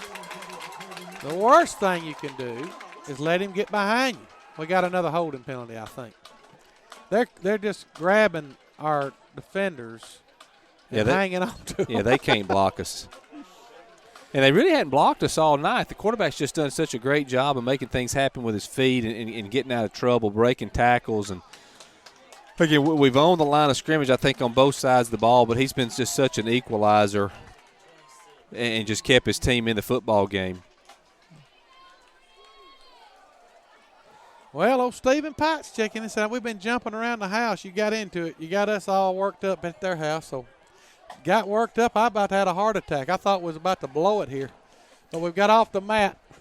A lot of folks listening tonight. Well, you know it's a barn burner, Greg, when you got mine and your wife listening. Yeah, and my wife saying we got to do something. By the time she checked Tim's when we done something. So after the penalty flag, a holding, it'll be third down and 29. They went the wrong way lately. Here comes a snap, and they'll try a draw play, and they'll get a little running room as they'll hand it off to number 24, Seth Campbell, and he'll be tripped up at about the 30 for a gain of, maybe got 31, so a gain of 5 yards. That'll bring up fourth down and 15. Good defense by the Hornets. Yeah, looks like they may have one or two more plays. Just the clock running down at 22, 21, 20 seconds. Here's a snap. Bolin will roll to his left. He'll take up and heave it as far as he can, and he's going to throw it over everybody's head, and that's going to do it. 12 seconds to go in the ball game, and the Hornets hold them.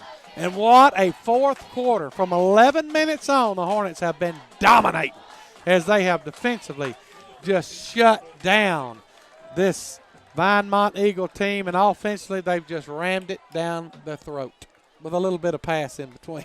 A bomb went off, a 50-yard touchdown pass. But other than that, it's been on the ground as the Hornets have got 306 yards rushing tonight for total yardage of 369. And Rice has got 128 yards rushing and 63 yards passing. And we're just going to kneel on it here. Chase is going to drop back, kneel on it. That's going to do it. The Hornets going to get out of here with a big region win and go 1-0 in region play and 3-0 on the year. And what a heck of a comeback by the Hornets. This kind of game that can prepare you and get you going. Big win and a big-time game by Chase Rice, who didn't practice hardly any of this whole week and got up and just played his heart out tonight defensively and offensively. I don't know how many tackles he had. He only played the second half of the fourth quarter, and he had all kind of tackles. I think he had 2 or 3 sacks and 3 or 4 tackles. Great game, a great win for the Hornets. Yeah, big comeback, 21 unanswered in the fourth quarter for Locust Fork. As you say, these types of games are character builders and you know, games that you can build on and build a program around. And you know, it was looking kind of dicey there when they had the ball up by 6. You really thought that was going to have to, you know, take great strides offensively because it had been a long time since we'd stopped them. But you know, hats off to the defense, hats off to the coaching staff, and able to right the ship defensively, stop the bleeding, and again, just great night for high school football, great night for Locust Fork. Get out of here, Forks up. Well, Forks up, no doubt. A big win for the Hornets, and we're going to take a quick break, and then I'm going to go down to Randy as they do the prayer. But what a win for the Hornets as they win it 35-20, and it wasn't easy by no means. We'll be right back after a quick break. You're listening to the Hornet Network. Education Foundation Radiothon is Thursday, September 22nd. Did you call in a pledge last year? If you did, you helped provide classroom grants to 145 teachers, summer learning activities for over 1,000 students, resources to support struggling learners, the county spelling bee, the Scholars Bowl, the Youth Leadership Program, the High School Ambassadors, and more. Call in your pledge this year on Thursday, September 22nd on WCRL, broadcast partner of the Blount County Education Foundation, 8 a.m. to 5 p.m. You can make an impact on our students. The Blount County Education Foundation, boosting children's success in Blount County schools. Hi, I'm John Makovica. And I'm Jeremy Makovica, and we're the owners of the all-new Valley Ford in Aniana. Together, we've stocked the lot, and the deals are hot. That's right. We're stacking them deep and selling them cheap. You are correct, sir. Zero down in O-Town. Making deals on the new set of wheels. Okay, that's probably enough. As you can see, we're making car buying fun again here at Valley Ford in Aniana. That being said, we do have a ton of inventory, all with zero down payment. Like this 2015 Altima, zero down, $199 a month. Or drive a new F-150 Super Cab for just $29,995. Yep, zero down in O-Town. Also, get a 16 Fusion for $219 a month. Or grab this new Fiesta for $15,995 and 0% financing. Car buying made fun again. Yep, zero down in O-Town. That's Aniana, Valley Ford in Aniana. On Highway 75 in Aniana, right in the sweet spot and just down the road from high prices. Really, Jeremy? Come see us. All new Valley Ford, Highway 75 in Aniana. We'll make it worth the drive from anywhere. Welcome back to Eagle Stadium on the campus of Vinemont as the Hornets have got a huge 35-20 win. And we're going to go down to the field at this time to talk to Mr. Randy Coleman with our head coach, Chris Musso. Go ahead. Coach Musso, a great comeback, a region win, a road win, and stared some big adversity in the face in the second half. Yeah, I thought Vinemont, my hat's off to their coach and their coaching staff and their players. They gave us all we could handle, and thought our guys were very resilient, and I thought that we were fourth quarter strong. That's something we pride ourselves in, and thought our kids were strong in the fourth, and were able to find a way to win the game. Still some things to work on, especially pass defense. Well, there's a book that we could work on, but we'll get back to it. Our kids have worked really hard all year, and they'll get everything fixed. Got out of here tonight without any additional injuries that you know of? Praise the Lord. Yes, that's correct. Well, that's good, and I think from what I've heard, maybe Cole Wingard may be back in a week or two. Yeah, we're hoping to get him back. Okay, very good. Thank you, Coach. I'm also standing here. We've got Chase Rice, quarterback for the Hornets. Chase, things look kind of bleak there for a few minutes there early in the fourth quarter, but you guys got back on track offensively. Yeah, we was fighting a lot of adversity, and it was a hard-fought game, and we just kept fighting, and we came out on top. The defense, I thought, made some big plays in the second half. You had one big sack there late in the game. What do you got to say about at least the pass rush defense? I couldn't have got back there, without the offensive lineman. My defensive end, he's squeezing down, and it's allowed me to come off the edge free. So, if it wasn't for him, I wouldn't have got back there and made the play. So I'll give the credit to him on that one. Okay, very good. Thank you. Congratulations. Greg, I'm going to get one more guy here. Just hang on a minute. Let me get Drew Rogers right here real quick.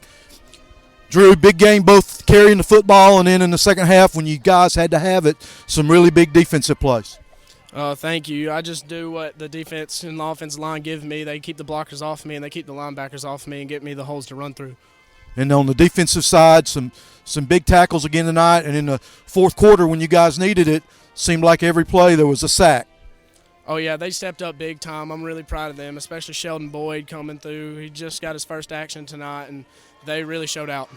Next week it's still a region game, but it's a Blount County game. Does that mean a little extra? Oh, it definitely means extra. We love playing those guys. They're a great team, and we love to lace it up against them in battle. Well, good. Great luck to you next week. Congratulations, and we'll see you then. All right, Greg, back to you. All right. Thank you, Randy. A little extra tonight. Might try to do that again as the Hornets squeak out a 35-20 win over Vinemont. And, Jeffrey, the folks got all they wanted tonight, as it looked like early that the Hornets were going to walk out of here with just a blowout. Was up 14-0. And then 10 seconds to go to halftime. They get the touchdown. They missed the 2-point conversion. It's 14-6 at the half. They come back out. The first drive goes 70 or 80 yards and about 3 or 4 plays.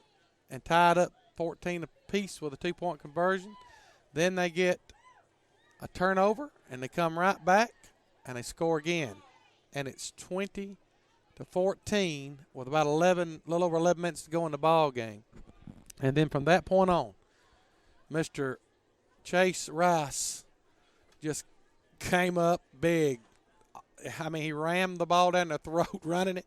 He threw a touchdown pass, and he played lights out on defense. I was impressed with Glasscock. I was impressed with Drew. I was impressed with Clevenger. I mean, there's a lot of people I thought played good in that fourth quarter, especially. It was a big-time fourth quarter. Yeah, certainly a team win, and you know, as you say, a game of streaks. Locust Fork out to an early 14-0 lead, then 20 unanswered for Vinemont, then again 21 unanswered for Locust Fork. And, you know, you said that it's one of those things, again, where you test the heart and the character of a team. And, you know, a lot of times early on in these games, you find a way to win, you find a way to come from behind, and you just begin that pattern, and it develops a philosophy and a chemistry within the guys. And, you know, you could go so many different places. Offensive line, I think defensive line basically dominated the line of scrimmage tonight. And again, Vinemont had the quarterback that was just so difficult to contain and tackle. Other than that, it was basically just a domination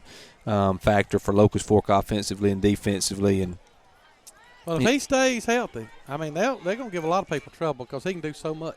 Well, they do a good job of spreading you out offensively and creating just enough space. And, you know, they come up with some big plays offensively in the pass game, but then also, again, with him making things happen when there really wasn't anything there. But just a big team victory.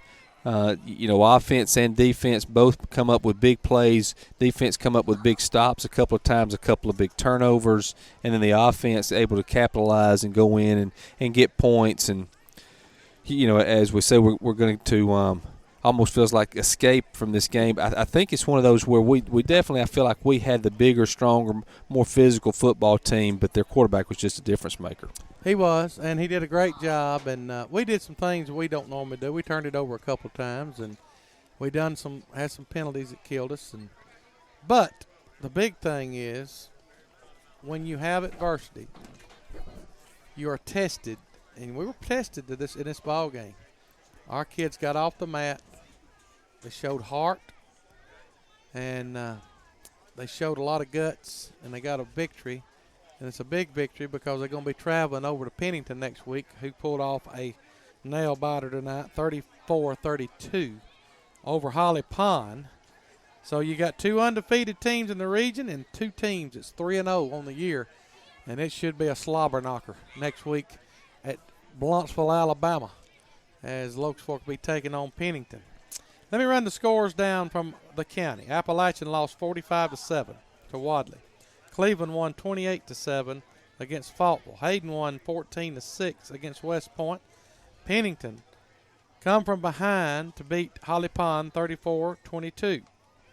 Oneonta wins at 21-14. Southeastern loses 60-13, and Winston County comes from behind at the very end to beat Susanmore with about a minute to go, 30-29. And the one we're all concerned about, the Hornets, defeat Vinemont 35-20 tonight at Eagle Stadium in Vinemont, Alabama. Now, let's get this party over with, and I'm going to go straight into the stats. The game scoring recap. Let's do it first, and then we'll do the final stats on the night. And there's a lot of offense tonight by both teams. One team running the ball and one team passing the ball. The game summary, and this is the Stevens Diner scoring summary. In the first quarter, with 7:24 to play, the Hornets capped off a 10-play, 62-yard drive with a 1-yard touchdown run by Drew Rogers, an extra point attempt by Jose Hernandez, and led 7-0 with 7:24 to go in the first quarter. With 6 minutes and 6 seconds to go in the second quarter, Jared Peoples gained 9 yards for a Hornet touchdown. Extra point attempt was good, and that capped off a 6-play, 59-yard drive. And the Hornets looked like they were just going to run them out of here. So the Hornets lead 14-0. Then it's when it fell apart. 10 seconds to go in the half. A 10-yard touchdown pass from quarterback Garrett Bolin to Dustin Moore. Cut the lead to 14-6, and that was your score at halftime. Come out the third quarter with 9:06 to go in the third quarter. The Eagles capped off an 8-play, 79-yard drive as Garrett Bolin rushed 3 yards and scored, and the 2-point conversion was good, and it was a 14-14 game with 11 minutes and 48 seconds to go in the 9:06 to go in the third quarter. Hornets turn it over. They get the ball back. Vinemont goes 6 plays, 80 yards. 3 plays, 66 yards. And they take a 20-14 lead as Bolin had a 53-yard touchdown pass to Kobe Nichols. And with 11:48 to go in the ball game, it was 20-14 Vinemont. That's when the Hornets got up off the mat and showed a little character. With 7:37 to go in the ball game, Chase Rice hit Daniel Goss on a 50-yard bomb, and the Hornets took a 21-20 lead as extra point by Jose Hernandez was good. Then Drew Rogers went 33 yards for a Hornet touchdown. The extra point by Jose Hernandez was good, and the Hornets extended their lead to 28-20 with 3:53 to go in the ball game. And then with 1 minute and 47 seconds after the defense just absolutely dominated the Eagles, Tyler Clevenger went 20 yards for a touchdown, and Jose Hernandez's kick was good, and the Hornets went up 35-20. And that was the final score, and the Hornets defense really done a number down the stretch of the fourth quarter on the Eagles. Now, your final stats of the night and the game summary. First downs, Vinemont 20, Locust Fork 18. Passing yards, Locust Fork was 3 of 8, 1 interception, 1 touchdown for 63 yards. Vinemont was 22 of 34. That's unbelievable. 2 interceptions and 3 touchdowns for 343 yards. Total yardage. Let me go ahead and give you the rushing yards. 47 rushes for 305 yards for the Hornets, 25 rushes for 24 yards for the Vinemont Eagles. Held them to 24 yards rushing and lost the ball game. Total yards, 368 for the Hornets, 367 for the Eagles. Time of possession, 23-26 for Locust Fork, 24-34 for the Vinemont Eagles, and that don't happen much when we play.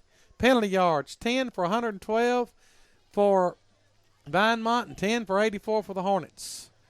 There was 2 punts on the night for the Hornets for an average of 29.5 yards, but they were very effective punts, and 2 punts for the Eagles for an average of 35 yards, and that is your totals for the night. Chase Rice ended up with 17 rushes for 128 yards. Drew Rogers had 14 rushes for 80 yards. Jarrett Peoples had 9 rushes for 48 yards. Tyler Clevenger had 5 rushes for 46 yards. And let me tell you something. Hunter Neely was the defensive player of the game as he had 11 tackles on the night and a sack and another tackle for loss. Drew Rogers had 7 tackles. Aaron Ray had 5. And Chase Rice had 3 tackles, 1 for a sack and 1 for a loss. And he might have had another sack that he didn't get credited for. But I'm just telling you, he only played half of the fourth quarter, and he was an impact player. And to me, I don't see how you – I think what I'll do is I want to give 2 MVPs. We'll give a defense and offense. MVP defensively goes to Hunter Neely. When you got 11 tackles, that's pretty impressive. And the offensive MVP goes to Chase Rice, who ended up – he had 128 yards rushing and 63 yards passing. By my calculation, that is 191 total yards. And he had 1 touchdown passing and no – I guess he ended up with 1 touchdown, I guess, on him. I thought he had a rushing touchdown, but he didn't. They got called back. That's right. So there's your players of the game. is Chase Rice and Hunter Neely. And I guess you have to call that way, I'm told, the player of the game is the Hornet broadcast booth player of the game. And we certainly appreciate all of our sponsors: Valley Ford, Phil's Grill, Lori Crystal, Terry Sly, Blunt County Foundation, Education Foundation, Kim Lee, Classic Collision, Jeff's Quality Mufflers, Miller's Soda Shop, People's Bank, Jim Murphy, City of Oneonta, M&R Realty, Holt Hathcott, TLC Nursing Home, Dr. J. Hopps, Blunt County Tractor, Chamber of Commerce, Cadence Bank, RNS Team Sports, Brett Chappell, Bradcott Furniture, Stevens Diner, Tennessee Valley Metals, Woodfire Grill, Keith Bowling Heating and Air, Local Sport Family Dentistry. And that's a mouthful, and that's going to do it for us. So, Jeffrey, your final thoughts on this game? Well, just glad to get out of here with a victory again. I think it was a total team win. In games like this, Greg, I think are won June, July, early part of August, fourth quarter program that Coach Musso implements. And again, I think that's why the kids work so hard, and that may be the difference in winning and losing tonight. But anytime it's good to get out with a victory. Forks up, and hope everybody has a safe trip home. Holy hallelujah. The Hornets get a big win. And Vinemont, it wasn't easy, but it was a win. We'll take it. We're 3-0, folks. You need to go to Bluntsville next week because it's going to be a showdown in Bluntsville. It could be the region championship on the line. Who knows? But we're going to